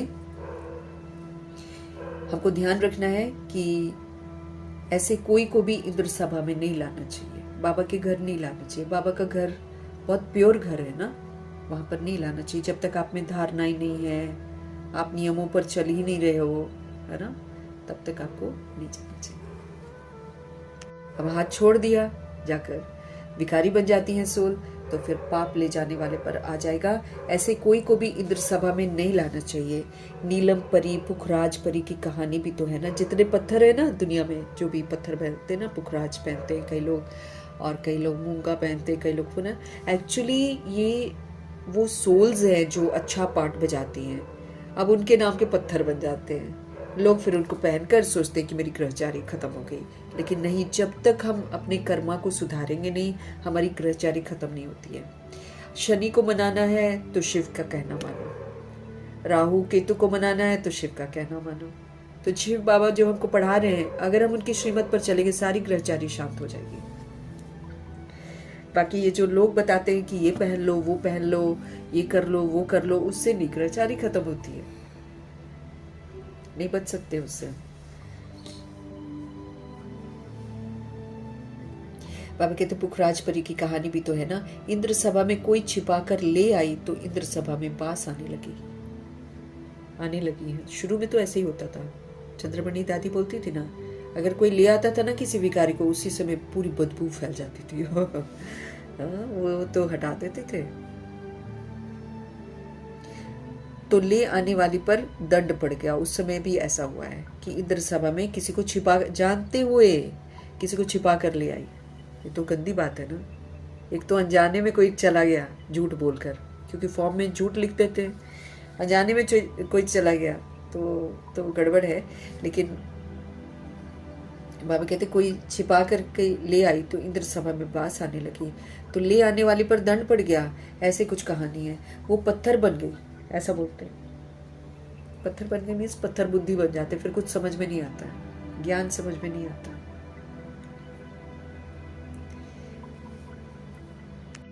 दिमाग ही काम नहीं करेगा।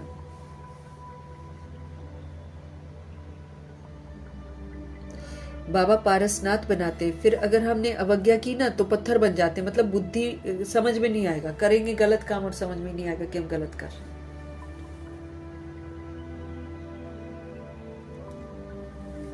राजाई पाने का सौभाग्य गवा देते हैं, फिर वो राजाई कराने में थोड़ी आते हैं। सब जो कोई गरीब राजा की गोद लेते हैं, अगर नालायक बन पड़ा और राजा निकाल देवे तो क्या होगा, फिर कंगाल के कंगाल बन पड़ेंगे। यहाँ भी ऐसे ही है, फिर बहुत दुख महसूस होगा। जब सब कुछ छिन जाएगा तो दुख ही महसूस होगा ना। इसलिए बाप कह देते हैं कभी भी कोई अवज्ञा नहीं करना। बाप है साधारण, इसलिए शिव बाबा को भूलकर साकार में बुद्धि आ जाती है, क्योंकि बाबा तो साधारण तन में आते हैं ना, तो लोग एहसास नहीं होता है कि भगवान है, तो भगवान की कितनी कदर करनी चाहिए हमको। अब तो बच्चों को श्रीमत मिलती है, जो गंदे बन पड़ते हैं ना, ऐसे फिर इंद्र सभा में वो बैठ ही ना सके। हर एक सेंटर इंद्रप्रस्थ, ओहो, हर एक सेंटर इंद्रप्रस्थ है जहाँ ज्ञान की वर्षा हो रही है। उसको भी इंद्रप्रस्थ समझना, तो कितना ना उसको शुद्ध रखना है। तो सेंटर पर भी कोई ऐसी सोल नहीं आनी चाहिए जो विकार में जाती है।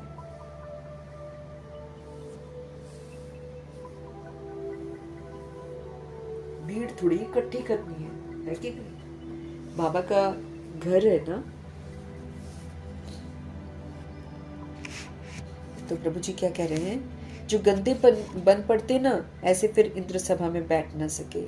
हर एक सेंटर इंद्रप्रस्थ है जहाँ ज्ञान की वर्षा हो रही है। नीलम परी, पुखराज परी नाम तो है ना, नीलम रतन को कहते हैं। ये बच्चों पर नाम रखे जाते हैं, मतलब जैसी जैसी सोल होएगी ना, उसकी जैसी जैसी विशेषताएं होंगी, उसके अनुसार ये नाम रखे जाते हैं। नीलम का पत्थर है ना, वो तो बाबा कहते हैं हर एक सेंटर इंद्रप्रस्थ है, तो उसको इंद्रप्रस्थ बना कर रहना है ना। इवन दीदियों को वैसा वायुमंडल क्रिएट करना है कि वो एक इंद्रप्रस्थ है, एक शुभ शुद्ध जगह जहाँ पर अव्यक्त स्थिति हो और रूहें बाहर से आए और उनका बुद्धि का योग परमात्मा के साथ लग जाए। ऐसा वायुमंडल उसको बना कर रखना। भगवान जी का घर है ना, वो किसी का सेंटर थोड़ी है, भगवान जी का घर है। तो हर एक सेंटर इंद्रप्रस्थ है जहाँ ज्ञान की वर्षा हो रही है। नीलम परी, पुखराज परी नाम तो है ना, नीलम रतन को कहते हैं। ये बच्चों पर नाम रखे जाते हैं। कोई तो बहुत अच्छा जैसे कि रतन है, कोई फ्लॉ ही नहीं है, मतलब कोई उसमें खामी ही नहीं है, कोई बुराई ही नहीं है। जवाहरात में कोई कोई बहुत दागी होते हैं, कोई एकदम प्योर होते हैं। यहाँ भी नंबरवार सारे रतन हैं। हम सभी प्रभु के रतन हैं, लेकिन कितना हम अच्छे सुंदर रतन बनते हैं वो अलग बात है। बाकी बाबा कहते कई रत्नों में दाग भी होते हैं। कोई कोई रतन बहुत वैल्यूएबल है, जैसे हमारे ब्रह्मा जी, हमारी मातेश्वरी, दादियाँ, है ना, ये लोग सब बड़े वैल्यूएबल हैं, क्योंकि इन्होंने मॉरल वैल्यूज़ जो बाबा ने सिखाई है उसको इन्होंने दिल से स्वीकार करके अपने आचरण में ला कर दिखाया, तो ये वैल्यूएबल है। बहुत अच्छी सर्विस करते हैं। कोई तो सर्विस के बदले डिस सर्विस करके आ जाते हैं। गुलाब के फूल, अक के फूल, अब जितने भी फूल हैं वो सारे भगवान जी के बच्चे हैं। किसी में खुशबू होती है, किसी का रंग अच्छा होता है, किसी में खुशबू होती ही नहीं है, और किसी में जहर भी होता है, अक का फूल, है ना। ऐसे करके इस सारे बाबा के बच्चे हैं, बाबा के बच्चों के यादगार हैं। मतलब जैसे 16,108 करोड़ बच्चे होंगे ना, उतने 16,108 करोड़ फूल होंगे, सब बे वैरायटी। जैसी रूह वैसे ही वो फूल की विशेषता होगी। हमारे शिव बाबा पर दोनों ही चढ़ते हैं, गुलाब भी चढ़ता है और अक का फूल भी चढ़ता है। तो देखो क्यों, क्योंकि सब तरह के बच्चे बाबा के बच्चे बनते हैं। कैसे कैसे देखो यादगार बनते हैं ना। और बाकी देवी देवताओं के आगे थोड़ी अक का फूल कोई चढ़ाता है, शिव पर चढ़ाते हैं। कितना फर्क है, शिव पर दोनों चढ़ाते हैं। अब तुम जान गए हो हमारे में फूल कौन कौन है, उनकी ही सब मांगनी करते हैं कि बाबा हमको अच्छे अच्छे फूल दो। अब अच्छे अच्छे फूल कहाँ से लाए? रतन जोत फूल तो कॉमन होता है ना, ये बगीचा है ना। तुम ज्ञान गंगाएं भी हो, गंगा क्या करती, बहती है ना, तो ज्ञान गंगाएं भी हो। बाबा तो सागर ठहरा ना। ये ब्रह्मा है, ब्रह्मपुत्रा, बड़े ते बड़ी नदी। कलकत्ते में ब्रह्मपुत्रा नदी बहुत बड़ी है, जहाँ सागर और नदी का बड़ा भारी मेला लगता है। सागर परमात्मा का यादगार, और जो नदी है ब्रह्मपुत्रा नदी, वो ब्रह्मा जी का यादगार, दोनों का मिलन होता है। तो लोग वहाँ पर मेले में जाते हैं। अब देखो यहाँ पर मधुबन में होता है मेला, लेकिन स्थूल में भी यादगार बने हुए हैं। नदियों के नाम उन आत्माओं पर हैं जो बहती हैं, मतलब बाबा की सेवाएं जो करते हैं, है ना। जितना जो सेवा करता होगा ना उतनी नदी होती है। तो सबसे बड़ी सेवा तो ब्रह्मा जी करते हैं, इसलिए ब्रह्मपुत्रा नदी सबसे बड़ी है। और यही नदी कितने लोगों को निगल जाएगी अभी।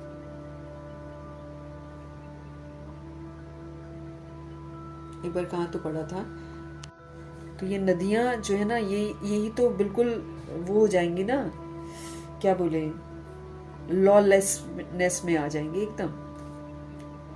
डैम फट जाएंगे, नदियां वो हो जाएंगी ना, विकराल रूप धारण कर लेंगी।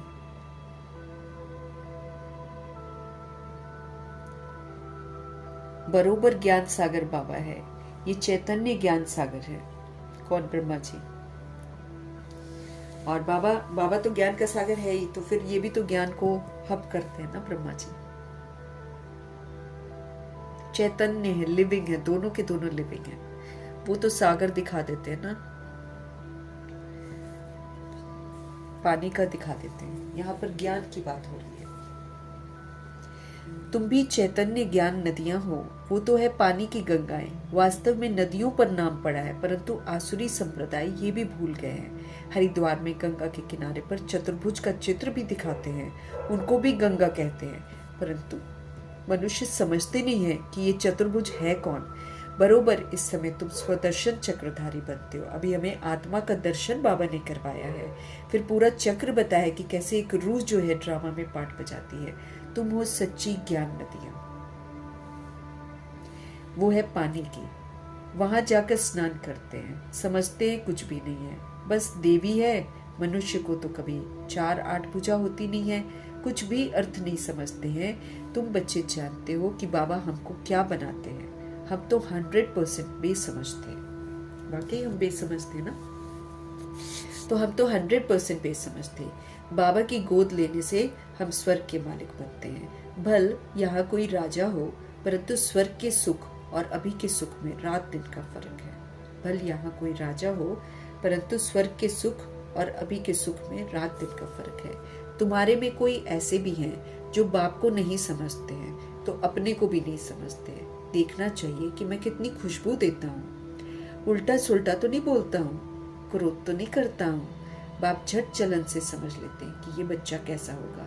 सर्विसेबल बच्चे बाप को बहुत प्यारे लगते हैं। सर्विसेबल वही कहलाएगा जो रूह स्वधर्म में रहती है, जो रूह स्वधर्म में रहकर सतोगुणी और सतयुगी पाठ बजाती है ना, वही सर्विसेबल है।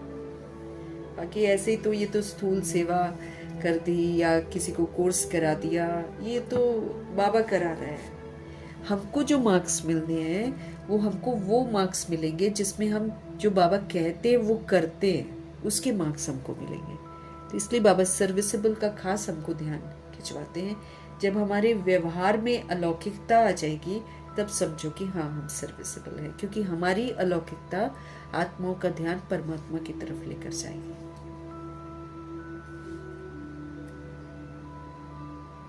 तो हमको देखना है कि कहीं मैं उल्टा सुल्टा तो नहीं बोलता हूँ, कहीं मैं क्रोध तो नहीं करता हूँ। बाप झट चलन से समझ लेते हैं कि ये बच्चा कैसा होगा। तो जिसको भी उल्टा सुल्टा बोला हुआ है सबसे माफी मांग लेनी है।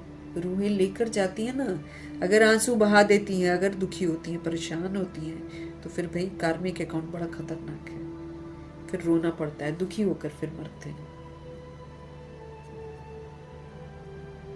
सर्विसेबल बच्चे बाप को बहुत प्यारे लगते हैं। सब तो एक जैसे प्यारे नहीं लग सकते हैं।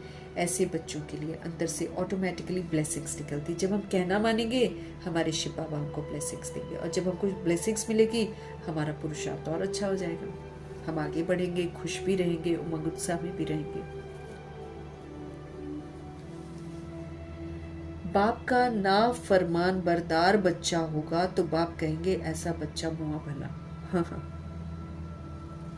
दुनिया में भी कोई कोई बच्चे बहुत तंग करते हैं। एक्चुअली वो कार्मिक अकाउंट होता है, लेकिन जो बड़ा दुखी कर देते हैं, परेशान कर देते हैं। करोड़ों की मिल्कियत होती है लेकिन उसको सड़कों पर फेंक देते हैं ना, तो ऐसा भी होता है। तो फिर वो ना फरमान बरदार बाबा, मतलब वो फिर बाप जो होता है ना, वो बोलता है इससे अच्छा तो ये मर ही जाता है। ऐसे भी कई बाप बोल देते हैं, माएँ भी बोल देती हैं।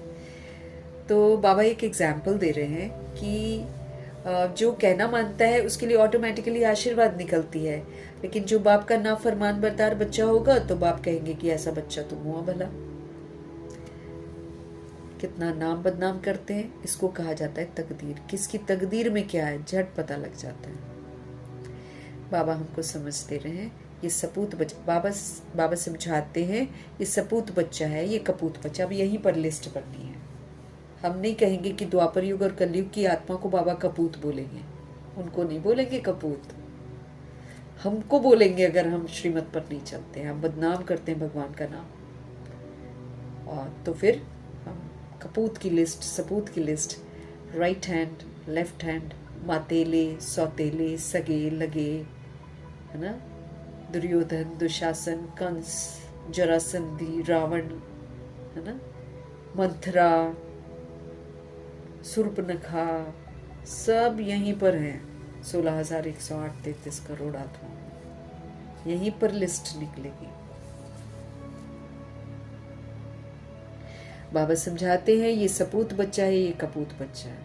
अब हम टाइम वेस्ट कर रहे हैं, बाबा नई दुनिया की स्थापना कर रहे हैं। हम नया बनकर उस स्थापना में मददगार नहीं बन रहे तो हम कपूत ही तो है। बाबा सतयुग दिखा रहे हैं, सतयुग को कमाओ। हाँ, हम कलयुग देख रहे हैं, कलयुग को बढ़ावा दे रहे हैं, तो हम कपूत ही कहलाएंगे ना। बहुत कुछ देखा जाएगा। भगवान करे तन मन धन यज्ञ में सफल करो, वो तन मन धन कहीं और सफल करेंगे तो कपूत ही कहलाएंगे ना हम। हर चीज हमारी देखी जाएगी। इस ज्ञान मार्ग में कायदे बड़े कड़े हैं।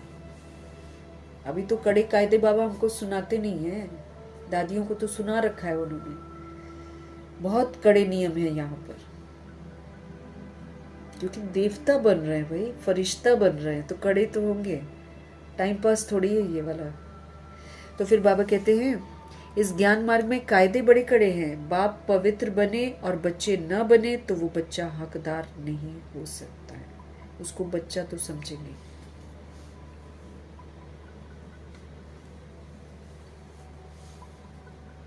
जैसे किसी किसी के घर में फादर बनते हैं ना पवित्र, बच्चे नहीं बनते हैं ना, तो फिर बाबा बोल रहे हैं बाप पवित्र बने और बच्चे ना बने तो वो बच्चा हकदार नहीं हो सकता है। उसको बच्चा थोड़ी समझेंगे भगवान। फिर कहेंगे हम तो शिव बाबा को वारिस बनाएंगे तो बाबा 21 जन्मों के लिए हमको रिटर्न में देंगे। इसका मतलब ये नहीं है कि बाबा के पास आकर बैठ जाना है। फिर सबूत तो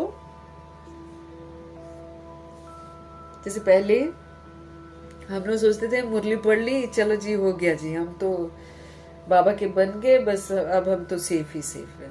अब पता चल रहा है किसको बाबा अपनाएंगे और किसको बाबा नहीं अपनाएंगे। अब पता चल रहा है, एक एक चीज देखी जाएगी हमारी। परफेक्शन है ना, फ्लॉलेस बनना है, तो हर चीज हमारी देखी जाएगी। तो बाबा कहते कि हम कहते फिर कहेंगे हम तो शिव बाबा को वारिस बनाएंगे तो बाबा 21 जन्म के लिए हमको रिटर्न में देंगे।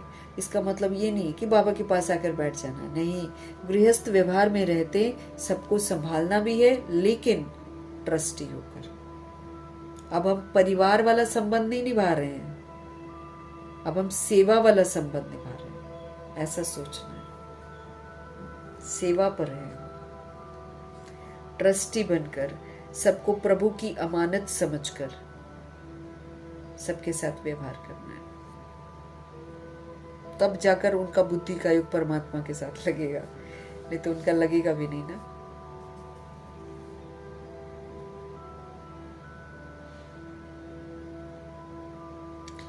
बाबा कहते हैं गृहस्थ व्यवहार में रहना है, लेकिन ध्यान ये रखना है कि ट्रस्टी बनकर रहना। किसी के साथ कोई मेरा रिश्ता नहीं है, मुझे संभालने के लिए ड्यूटी मिली है बस। दैहिक दृष्टि से कुछ भी करेंगे तो कुछ भी चीज में मदद नहीं कर पाएंगे हम। अगर हम देश समझकर बोलेंगे ना कि ये मेरा रिश्ता है, इसके लिए मुझे करना है, यूजलेस है। दैहिक दृष्टि से कुछ नहीं करना है। अब तो सेवा करनी है, सेवा समझकर ट्रस्टी बनकर करना है बस। निमित्त बनकर, जैसे जैसे बाबा बोलते जा रहे वैसे वैसे करते जा, परंतु ट्रस्टी होकर रहना है। ऐसे नहीं कि तुम्हारे बच्चों आदि को बाप बैठकर संभालेंगे, नहीं। ऐसे ख्यालात वाले भटक पड़ते हैं। यहाँ बाबा के पास तो बिल्कुल पवित्र सोल चाहिए। अपवित्र कोई बैठ न सके, नहीं तो पत्थर बुद्धि बन जाएंगे, बुद्धि में ज्ञान नहीं घुसेगा। बाबा कोई श्राप नहीं देते हैं किसी को, लॉ है ये। वो पावन भूमि है, अगर पावन भूमि है तो फिर पावन रहो, अगर नहीं तो दिमाग काम नहीं करेगा। पढ़ते रहेंगे, मुरली पढ़ते रहेंगे, लेकिन दिमाग काम नहीं करेगा तो समझो कि पत्थर बुद्धि बन गया। बाप कहते हैं फिर खबरदार रहना, कर्मेंद्रियों से कोई पाप किया तो ये मरा। आंखों से भ्रिकुटी में ही देखना है, यही कितनी बड़ी तपस्या है।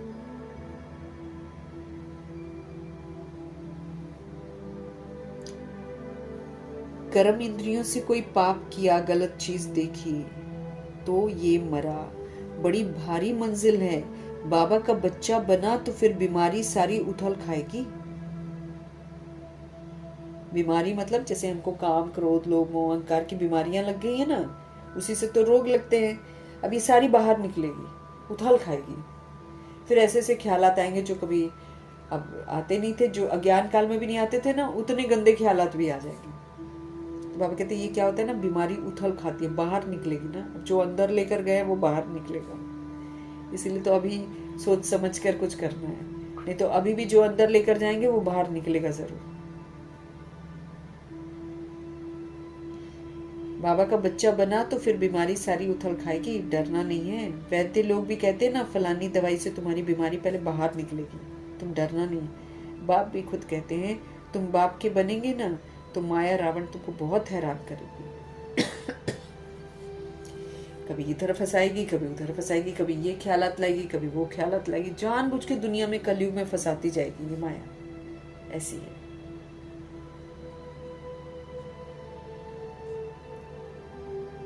तुम बाप के बनेंगे ना तो माया रावण तुमको बहुत हैरान करेगी, खूब तूफान में लाएगी, चारा डालेगी, ले ले अभी ये कर ले, अभी कर ले, अभी बहुत टाइम है, अभी ये कर ले, अभी चारा डाल रही है वो।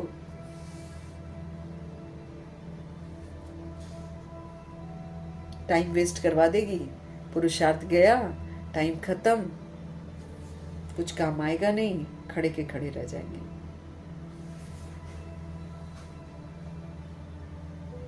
खूब तूफान में ले आएगा।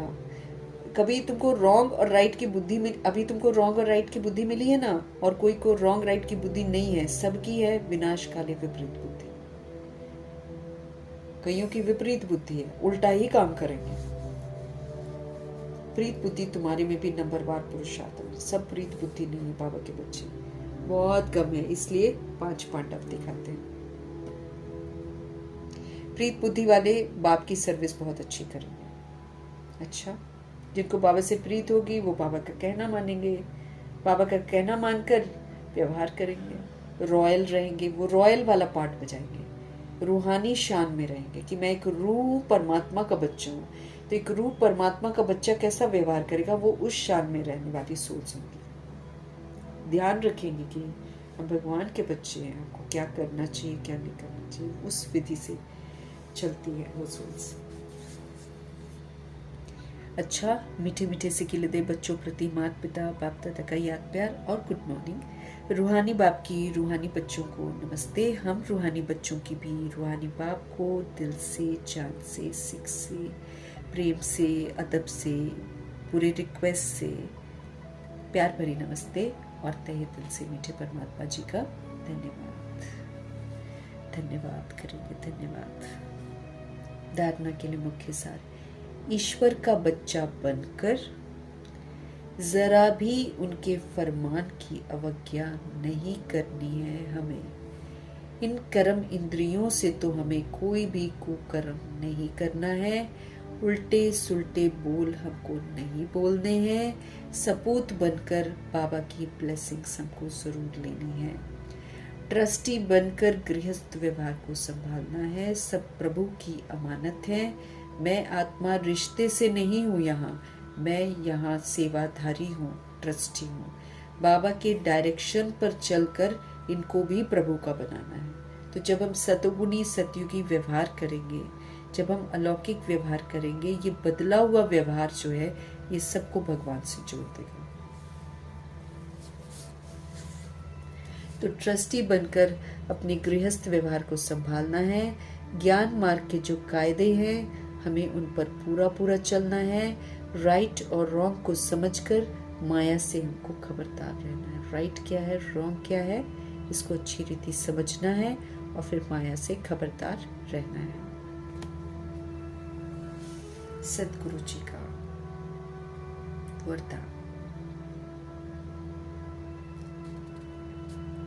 तड़पती हुई भिकारी प्यासी आत्माओं की प्यास बुझाने वाले सर्व खजानों से संपन्न भव। क्यों खजाने हमको जमा करने हैं?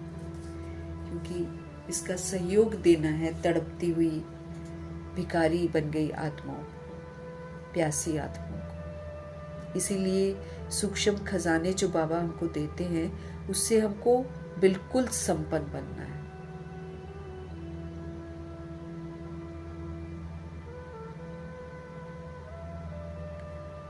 बाबा कहते हैं जैसे लहरों में लहराती व डूबती हुई आत्मा एक तिनके का सहारा भी ढूंढती है। अगर कोई डूब रही होती है सोल, तो वो क्या सोचती है, छोटा सा भी मुझे कोई सहारा मिल जाए, मैं बच जाऊं। ऐसे दुख की एक लहर आने दो, फिर देखना बाबा कहते हैं अनेक सुख शांति की भिकारी आत्माएं तड़पती हुई आपके सामने आएंगी। एक लहर बस आने दो, आने वाली है ना लहर। ऐसी प्यासी आत्माओं की प्यास बुझाने के लिए अपने को अति इंद्रिय सुख व सर्व शक्तियों से, सर्व खजानों से भरपूर करो। तो एक दुख की लहर आने दो, बाबा कहते हैं। तड़पती हुई सोल्स आएंगी, क्या मांगेंगी? सुख दे दो, शांति दे दो, थोड़ा सा पानी दे दो, थोड़ा सा मेरे सिर पे हाथ रख दो, थोड़ा मुझे दृष्टि दे दो, मुझे चैन नहीं आ रहा, मुझे ऐसे कर। ऐसे लोग पागल से हो जाएंगे, ल्यूनेटिक असाइलम बन जाएगी ये दुनिया। अभी कितने बेरोजगार लोग हैं, देखो कैसे करते, कितने लोग सुइसाइड करते हैं, देखो पेपर लीक हो जाते हैं, कितनी मेहनत करते हैं, फिर मर जाते, कई तो सहन नहीं कर पाते तो मर ही जाते हैं।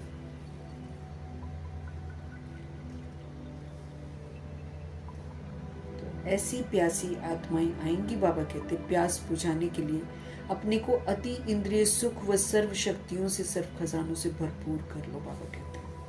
इसलिए बाबा हमको खजाने देते हैं कि रूहों को इसकी जरूरत पड़ेगी और तुम इसको यूज करके इसके साथ संपन्न बन जाओ, ताकि जब तुम्हारे पास रूहें आए तो उनको सुख चाहिए, शांति चाहिए, जो भी चाहिए उनको आप प्रोवाइड कर दो, तो उनको सुकून मिले, राहत मिले।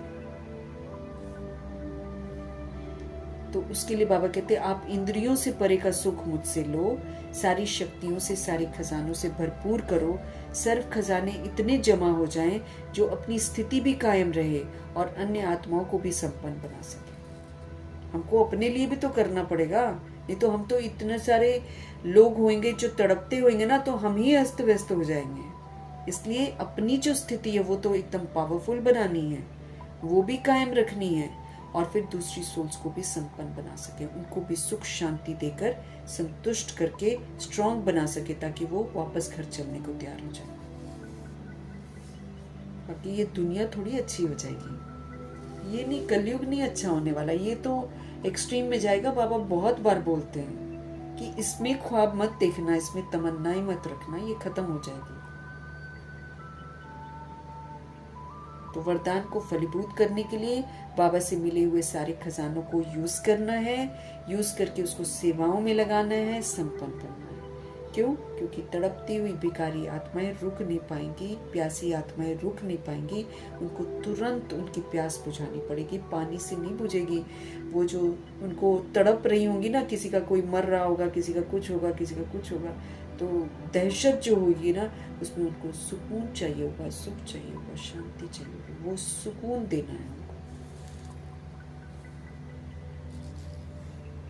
सर्व खजानों से खुद को भरपूर करो, सर्व खजाने इतने जमा हो जो अपनी स्थिति भी कायम रहे और फिर हम दूसरी सोल्स को भी संपन्न बना सके।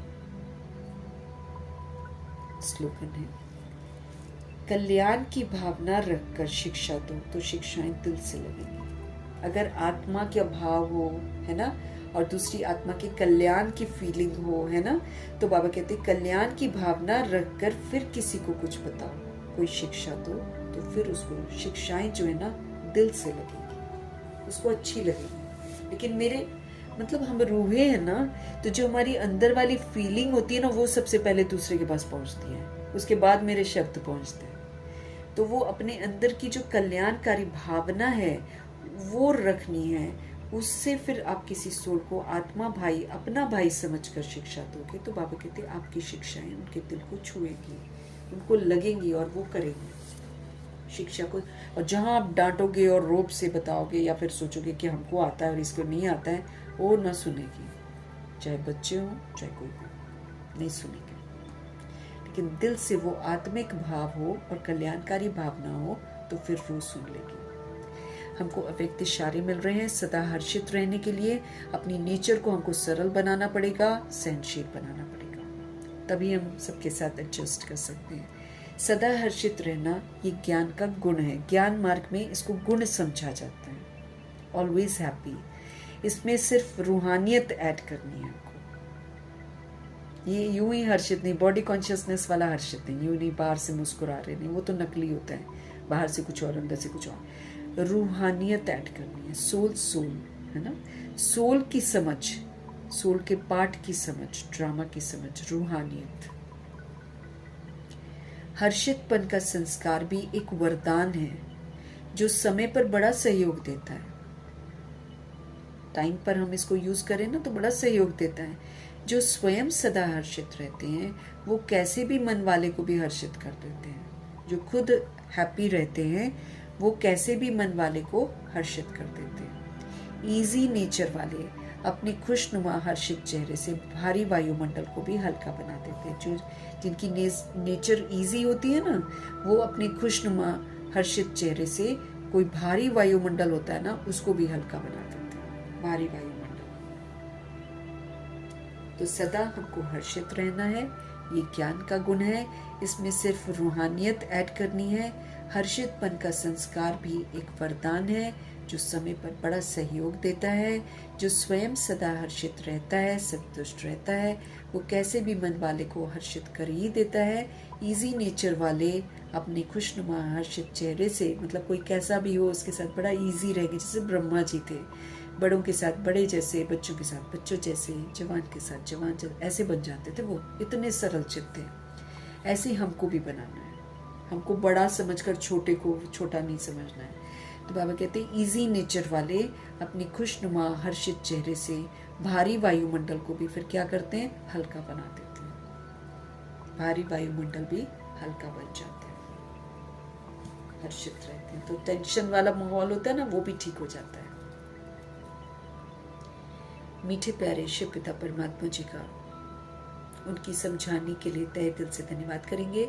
ब्रह्मा माँ का धन्यवाद, जगदम्बा माँ का धन्यवाद, कुलसार दादी जी का धन्यवाद, अष्टरत्नों का धन्यवाद, नवग्रहों का धन्यवाद, एडवांस पार्टी की सारी सोल्स का धन्यवाद, बची हुई जितनी भी सोल्स हैं सबका धन्यवाद, 5 तत्वों का धन्यवाद, ड्रामा, प्रकृति, माया, यमदूत सबका धन्यवाद, करोड़ों की आबादी का धन्यवाद, साधनों का धन्यवाद, साधन बनाने वालों का धन्यवाद, साथ में रहने वाली सोल्स का धन्यवाद, सहयोगी आत्माओं का धन्यवाद, अविनाशी